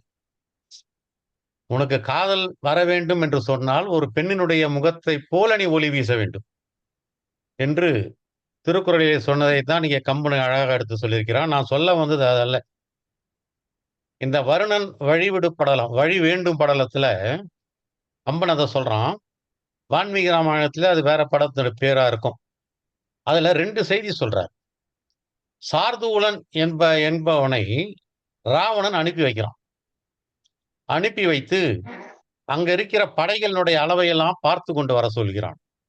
அவன் வானரப்படையெல்லாம் பார்த்து விட்டு ராவணனிடம் போய் சொல்கின்றான், மிகப்பெரிய படை, நீங்க சொன்னீங்க பாருங்க, எத்தனையோ வெள்ளம், அந்த அளவுக்கு ஏராளமான படைகள் இருக்கிறது. ஒன்று நீ சரணாகதி அடைய வேண்டும், அல்லது அந்த படையிலே ஏதாவது பிரச்சனையை நீ உருவாக்க வேண்டும் என்று சார்தூலன் ராவணனிடத்திலே சொல்கிறான். ராவணன் சுகன் என்பவனை அனுப்பி வைக்கிறான். சுகன் என்பவன் ஒரு பறவை மாதிரி வருகின்றான். பறவை மாதிரி வந்து வானத்திலே இருந்து அவன் செய்கிற வேலை என்னவென்று சொன்னால் சுக்ரீவனிடம் பேசுகிறான். சுக்ரீவா, சீதையை நான் கவர்ந்து கொண்டு போனதற்கும் உனக்கும் என்ன சம்பந்தம் இருக்கிறது? நீ எதற்கு என்னோடு சண்டைக்கு வருகிறாய் என்று சுக்ரீவனிடம் பேசி அவனை தனிமைப்படுத்தி விடலாம். தனிமைப்படுத்தி விட்டால் ராமருடைய படை குறைந்து போகும் என்று முயற்சிக்கின்ற பொழுது சுக்ரீவன் அதற்கு ஒப்புக்கொள்ளவில்லை. என்ன இருந்தாலும் ராமருக்கு பக்கபலமாகத்தான் நான் இருப்பேன் என்று சொல்லி அந்த சுகன் என்பவனை அந்த வானரங்களெல்லாம் சேர்ந்து துன்புறுத்துகின்றனவாம். துன்புறுத்தலை பார்த்துவிட்டு ராமர் இப்படியெல்லாம் நீங்கள் அவனை துன்புறுத்தக்கூடாது என்று விடுவிக்கின்றார் என்கின்ற 2 செய்திகள் வால்மீகி ராமாயணத்தில் இருக்கின்றன. அதையும் உங்களோடு நான் பகிர்ந்து கொள்கிறேன். மகிழ்ச்சி. நன்றி ஐயா, அருமையான செய்தியை. ஒற்று கேள்வி படலத்துல வருது ஐயா. ஒற்று கேள்வி படத்துல இந்த 2 பேர் வந்து அவங்கள வந்து ஒற்று கேள்விய அந்த படலத்துல இத கம்பர் அந்த பக்கத்துல வச்சிருக்கிறார். இந்த 2 ஒற்றர்கள் வந்து உள்ள இருக்கிற போது அப்படி வைத்திருப்பார். அதுதான் கம்பர் ராவணன் ஒட்டுகைக்கு அனுப்புற மாதிரி. ஆமா, 2 பேரை அனுப்பி படையினுடைய வலிமையெல்லாம் பார்க்க சொல்றதாகவும் அவன் வந்து அந்த கலந்துரன்னு சொல்றாங்கல்ல, அந்த ராஜசந்திரமாக அதை எல்லாம் பிரித்து விடு அவர்களின் சொன்ன பொழுது சுகனை அனுப்பி சுக்ரீவனை தம் பக்கம் இழுக்கிறதுக்கு. அந்த செய்தி இங்க கம்பன்ல இல்லையா? எங்க எதுல வருது? இது வந்து ஒற்று கேள்வி படலத்துல. தனியா. அது நீங்க அவர் பேசியிருப்பாருன்னு நினைக்கிறேன். சீனியரை பார்த்து வந்தா பேசியிருப்பாரு. அவர் வந்தா பேசியிருப்பாரு. அதுக்குள்ள இருக்கிறாங்க 2 பேரு. அவங்க வந்து உள்ள இருக்கிறது வீடனன் தான் அவங்களை கண்டுபிடிச்சு ராமன் முன்னால இருக்கிற போது ராமன் வந்து சொல்லுவான், இவங்களை எல்லாம் விட்டுரு அப்படின்னு சொல்லிட்டு ஒரு நீண்ட உரை சொல்லுவான் அவங்ககிட்ட. என்கிட்ட எவ்வளவு படை இருக்குன்னு நான் சொல்லுதேன் கேள், இவ்வளத்தையும் போய் சொல்லு, எங்களுக்கு யார் யாரெல்லாம் துணைவர் இருக்கிறார்கள் என்று அத்தனை பேரையும் எல்லாம் சொல்லி தம்முடைய படை வலிமை எல்லாம் அவங்ககிட்ட சொல்லி இதை பண்ணி ராவணன்கிட்ட சொல்லு, அவங்ககிட்ட போகட்டும் அப்படின்னு சொல்லி அனுப்புவான். அந்த செய்தியை கம்பன் இன்னும் கொஞ்சம் வித்தியாசமா அந்த இடத்துல வச்சிருப்பார். தேவியை விடுத்தால் ராவணன் ஆவியுண்டுன்னு சொல்லுவான். தேவியை விடுக அல்லது ஆவியை விடுக. அது இலங்கை இவன் அங்கதன் தூது படலத்துல அங்கதனுடைய செய்தியாக ராவணனுக்கு சொல்லுவான். நன்றி ஐயா. இந்த நிகழ்ச்சி மிக அருமையாக குறித்த நேரத்தில் இன்றைக்கு முடிவு பெற்றிருக்கிறது. இந்த நிகழ்ச்சிக்கு வாழ்த்துப்பாடு பாடிய பாலரமணி அம்மா அவர்களுக்கு நன்றியினை கொடுத்தேன். மிக சிறப்பான தொழில்நுட்பத்தோடு ஒரு சிறப்பான உரையையும் நமக்கு வழங்கிய ஐயா நெல்லைதீபன் அவர்களுக்கு நன்றியினை கூற கடமைப்பட்டிருக்கின்றேன். மிக சிறப்பாக தலைமை உரையாற்றி தலைமை உரைக்கு முடிவுரையை மாற்றி நம்மளோடு கருத்துக்களை பகிர்ந்து கொண்ட ஐயா பொன் வேல்மயில் அவர்களுக்கும் நன்றி. நம்மளோடு எப்போதும் போல் கருத்துக்களை எல்லாம் நம்மோடு பகிர்ந்து கொள்கின்ற ஐயா கேஜிஆர் அவர்களுக்கும் நன்றியினை கூறி, இந்த நிகழ்ச்சியிலே பங்கு பெற்ற அனைத்து சான்றோர் பெருமக்களுக்கும் இந்த வெள்ளி இலக்கிய மேடையின் சார்பாக நன்றியினை கூறி, அடுத்தது ஒரு நிகழ்ச்சியில் நாம் இதுபோன்று சந்திப்போம், கம்பனை பற்றி பேசுவோம் என்று கூறி, இப்பொழுது கருத்து கூற இருப்பவர்கள் தங்களுடைய ஒலிவாங்கியை எடுத்துக்கொண்டு கருத்துக்களை கூறலாம்.